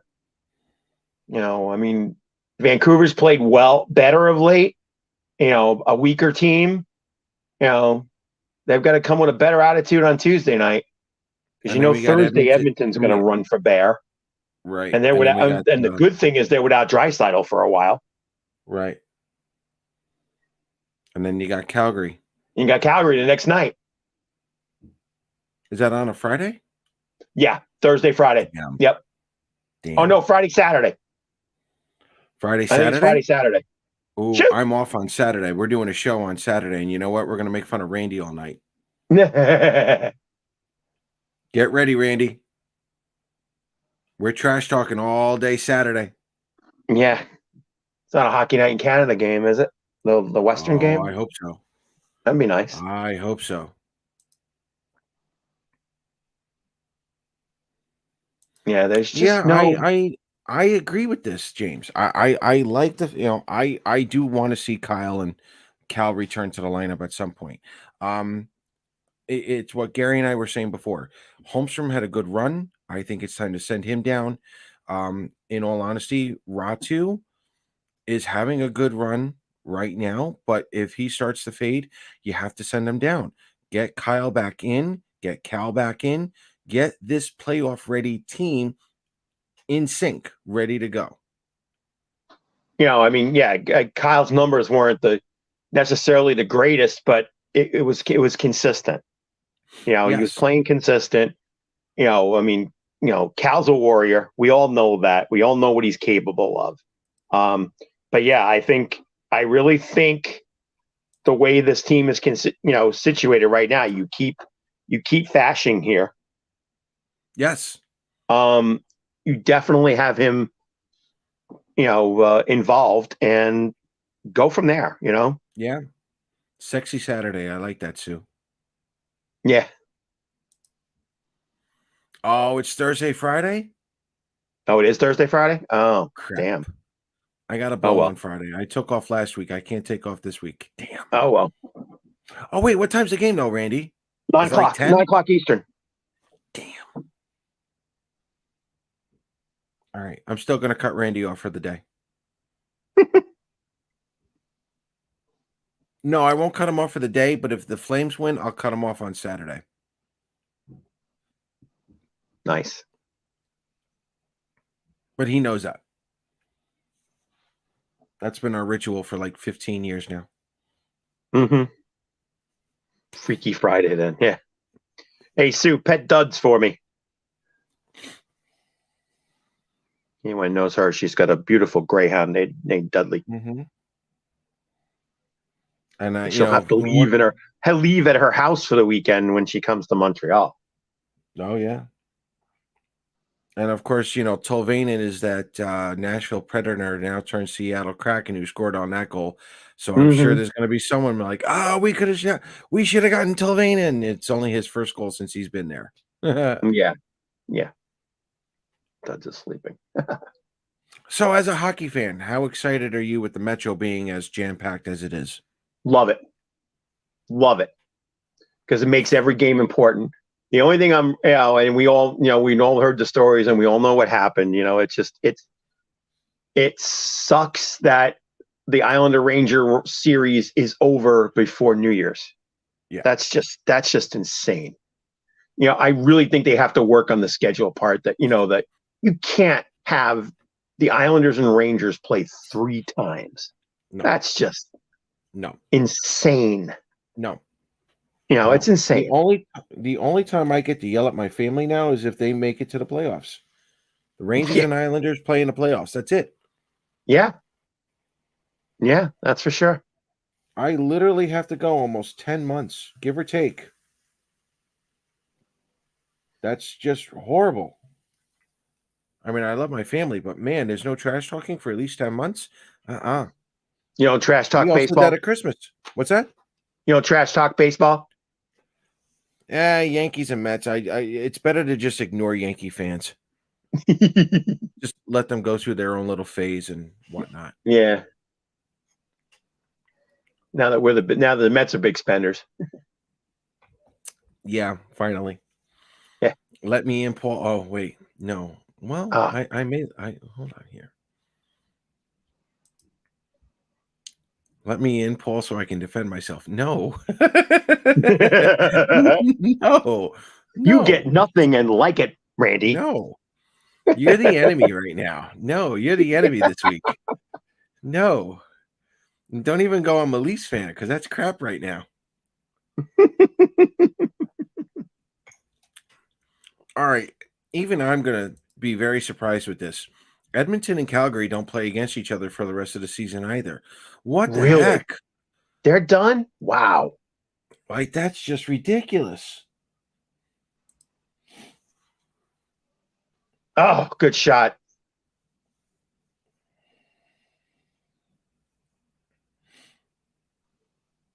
Yeah, great shot. All right. So, unfortunately, the Islanders are showing up for a little bit this period. They showed up a little bit last period. I don't know. Come on. Yeah, they're getting a little feisty when Seattle tries to get out of their zone, which is good. That's a good sign. Right. See, this is what we were looking for, Gary, at the beginning of the game. Yeah, definitely. The blue line and the red line. That's what they're doing now.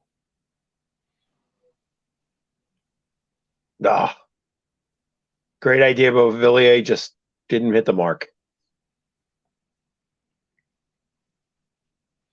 And for those of you worried about Anthony Beauvillier, he's on pace for 19 goals right now, too. So everyone's hitting their averages at this point.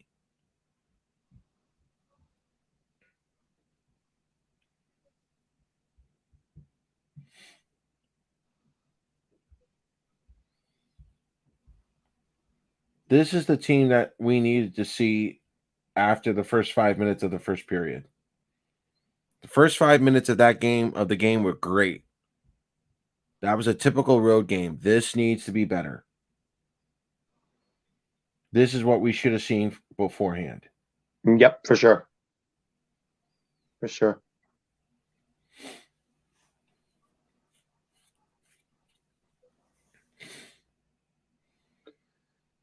All right. Well, 8 minutes left. We've done it before. It's not impossible, but signs are pointing that way. But you just gotta need that one goal. This team has been known for being streaky. Right now, it's a good time for it. Sue, we're right there with you. Wish Bo was more consistent. Yes, no doubt. That's been his Achilles heel his entire career. Yep. Because when he's on, he's magical. He's absolutely magical. But when he's off, and that you could say that for a lot of players on this team. Which player are you most disappointed in this season? Believe it or not, and this is going to be, Gary will know this. Gary may find this a little shocking. Ryan Pulock, for me, has been the biggest disappointment. Well, not the biggest disappointment, but the most disappointed right now. I would go Ryan Pulock. I was expecting a little more from him this year. I was expecting a few more points, especially with the offense opening up. I thought this offense was going to benefit him and Noah Dobson. I was certainly expecting more goals out of Ryan Pulock. Again, consistency is the key. Haven't seen it. Ryan Pulock for me is probably, for now, my disappointment. Gary, do you have one? That's not a bad thought. Has it been the fact that he's missed his playing partner for a good period of time that led to it? But even with him together, defensively has been fine. But yeah, the offensive numbers haven't. Again, we are. The Islanders are still leading the NHL in defensive goal scoring with 25, and Ryan Pulock, who you thought would be halfway to double digits by now, is only at 2. And that's a number I just didn't expect. They're getting contributions from all through the line, all through the team, but yeah, offensively, it's been a disappointment. And even on the power play, which was his role before Noah has done what he's done and brought himself back up, has been disappointing. He's looked kind of lost on the second power play. Even now, just trying to clear a puck out, he just oh no, that was Noah. I thought that was Pulock. Sorry. But I would consider him at the player I was disappointed with more.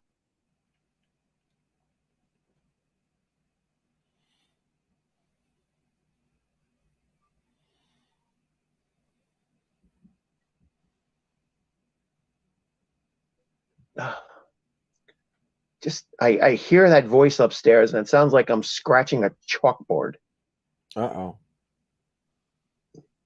Not my wife.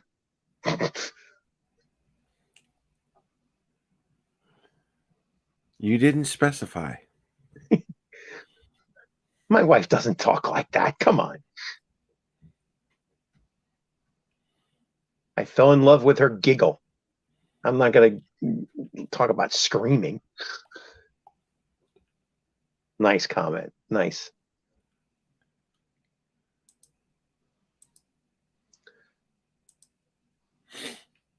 For a minute, I thought that said potluck. I know. Huh. Well, I guess that's the Alberta way of saying Pulock, eh? Yep. So for those of you on YouTube, make sure you like and subscribe to this channel.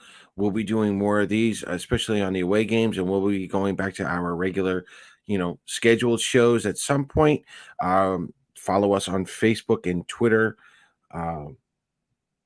We'll be this second half of the season, folks. This is what I have been waiting for. I said at the beginning of the season, the first 40 games was to see if the Islanders can survive the first 40 and then move on from there, because the schedule was supposed to be easier. And again, I'm hoping for another move or two from Lou. We'll see what happens, but I think this is going to be a second half that, for me, this starts the hockey season for the Islanders. And this is where I'm definitely going to get a little more involved, especially in the writing. And, we're going to be a little more interactive for the second half of the season, because I still think not only will the Islanders make the playoffs, I think a division finals against Carolina, I think that can still happen. Yeah. Everything, things got to work in the right direction. And, there's nothing that's saying that they couldn't. Remember, this is one game. This is one game. Unfortunately, they could have taken advantage of and still could. But, right now it doesn't appear that way. It doesn't, seem to be in the cards. But it doesn't mean, this team's not going to make the playoffs. It doesn't mean that this team is not going to be able to, right the ship or not right the ship and what have you. So, don't let it get to you. Hey, everybody has bad games, even in professional baseball, if a team loses 60 games in a year, it's a success, so it happens. As far as Claire using a cowbell at home, if you're talking about home games, the answer is a definite yes. Section 316 at the UBS. The clock is messed up at the arena and it says 0. Oh, Game's not over. But yeah, the guys in our section bought a new cowbell for Claire. So, but I don't know if we'll be able to bring that into the Bell Center or not. So we'll see. But geez, they got 2 scoreboards and they both don't work. That's pretty cool. Did you see that shot, Paul? Of the 2 Yes, I am. scoreboards? Yeah, it's I really do like cool. Yeah, I mean, nice I little like that idea. nice little feature. But oh, she meant at home. Claire, you got your cowbell? Come on down with it.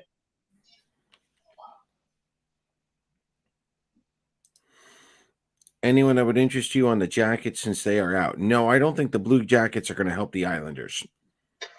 Sue was asking if you play your cowbell at home, so just ring it from there.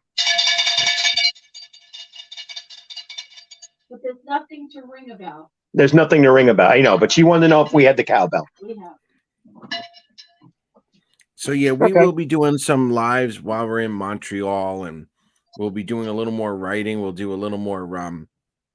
I am working on a podcast, more specifically for Gary and John, because I do know I know they love doing the radio stuff all the time. So we're gonna get that worked out as well. And when I can do a podcast, maybe I'll bring Joe on as well.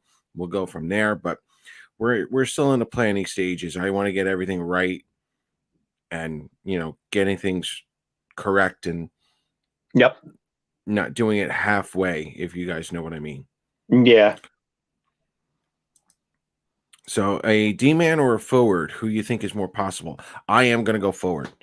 Forward. Strictly because right now with Oliver Wahlstrom, if he's gone long term, I did that. I'm going with the captain obvious answer. I'm going to go forward. However, I think if there's a defenseman available come at the trade deadline, like trade deadline day at the last hour, I could see Lou doing something like that as well. Yeah. Yeah.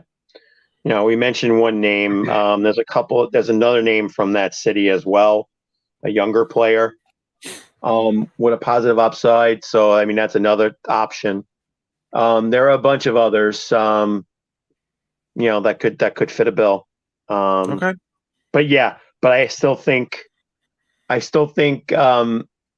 potential top 6 forward would be a nice option for them. This way it would give them 3 strong lines. Yep. Or the option for 3 strong lines. And, Yep. We all know, to be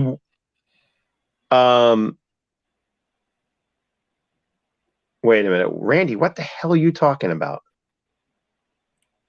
Is Claire a saint for living with you, Gary? It's a No, valid living with you, question. Paul. No. Is Claire a saint? Oh no, I have him on the YouTube one. No. Oh, Randy, go back to bed. Go to bed, Randy. Okay. You're done. because he wrote with you, Paul, on the Yeah, he's trying to get his name back on here in the comment section. It's not working now. Go back to bed, Randy. But no soup for you. no, let's go real quick, boys. Let's talk Patrick Kane real quick. As of right now, I haven't gotten any info that's been different. To my knowledge, as of right now, he wants to remain in Chicago, at least through the rest of this season. So unless something changes, I'm going to go Patrick Kane stays for now. Jonathan Toews is more likely to be traded. Colorado, Winnipeg seems to be the destinations Yeah, as of right destination, now. hometown. Yeah, Yeah, I can see him going to Winnipeg. That's a real. Yeah, I'm looking at. I've also been told Boston, Washington, Calgary, Anaheim. Anaheim. Anaheim very busy on the phones. Anaheim has been very busy on the phones. Really? Boston, Washington, Calgary. Who is the other one? The Avalanche. Are you talking just in general, Paul? Are you talking Just in general. Just in Oh, general. okay. Oh, okay. All right. Makes sense. All right. Yeah. Those are the teams that have been very, very active right now. From what I've been told, the Rangers are not trading Lafreniere as of this conversation. Lafreniere is not on the trade block. So the Rangers are making calls, but they're not significant moves to my knowledge.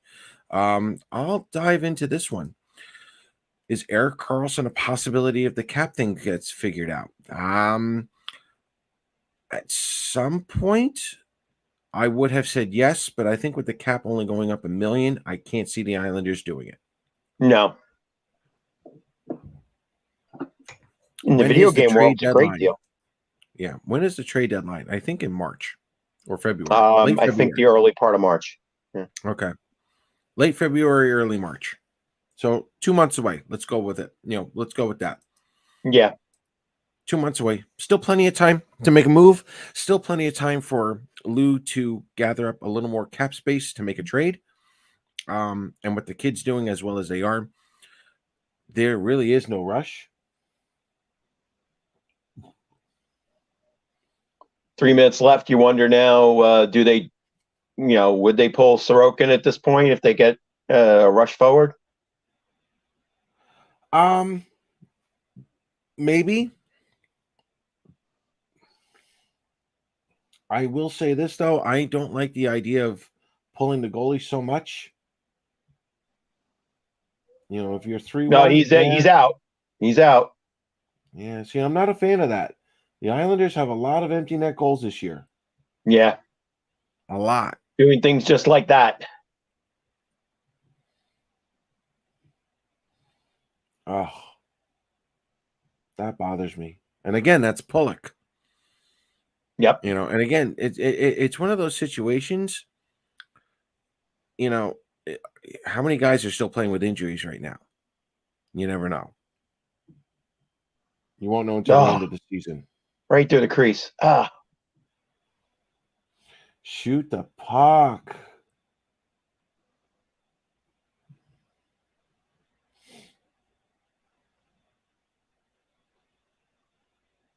You've got Dobson and Pulock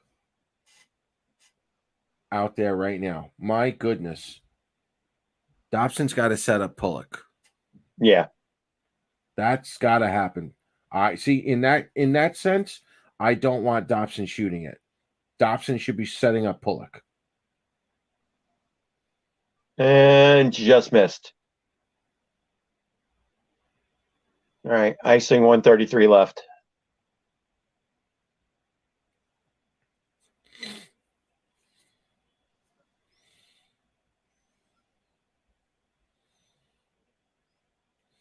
Penguins and Bruins tomorrow at 2. I get to watch that one. That's right. Well, my TV watching is going to be basically my Buffalo Bills tomorrow. Get me enough points. Get me enough points. I win my fantasy league, and a nice $800 payday, which would be nice. Come on, guys. Oh, sloppy. All right, take another icing. Minute 19. All right, so March 2nd is the trade deadline. Shots are 8-6. Just by FYI, shots are 8-6 this period. 8-6 in favor Seattle, of obviously. In favor of 8-6 Seattle. Yeah. Yeah.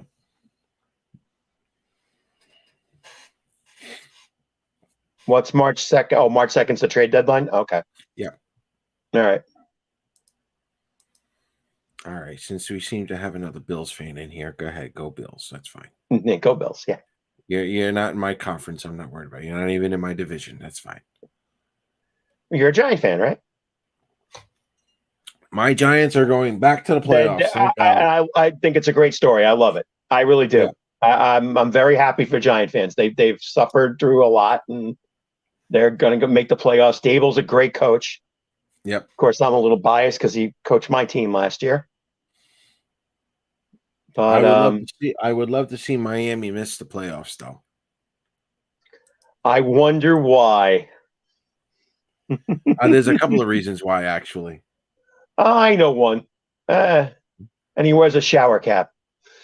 Sometimes, yeah, we try not to make that public, but no, Joe is a Dolphins fan as well. Joe is too. Oh, really? Okay. Oh yeah, yeah. Okay. So for me to see the Dolphins not make the playoffs this year,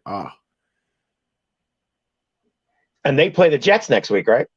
I think they do. Yeah, I think they do. Yeah. Ha ha ha. And I mean, granted, the Jets lost 5 in a row or whatever, and are not making the playoffs. But you know what? You still got to be positive. They won 3 games last year. They won 7 this year. Yes, it's an improvement. They got to make some changes, do a little adjustments, but they're gonna be a good team next year. Got a great defense. Yeah, they're gonna be fine. But I'm gonna hopefully be coming home from Montreal, and at about 6 o'clock, I'm gonna turn my phone on and watch the Bills in the Super Bowl.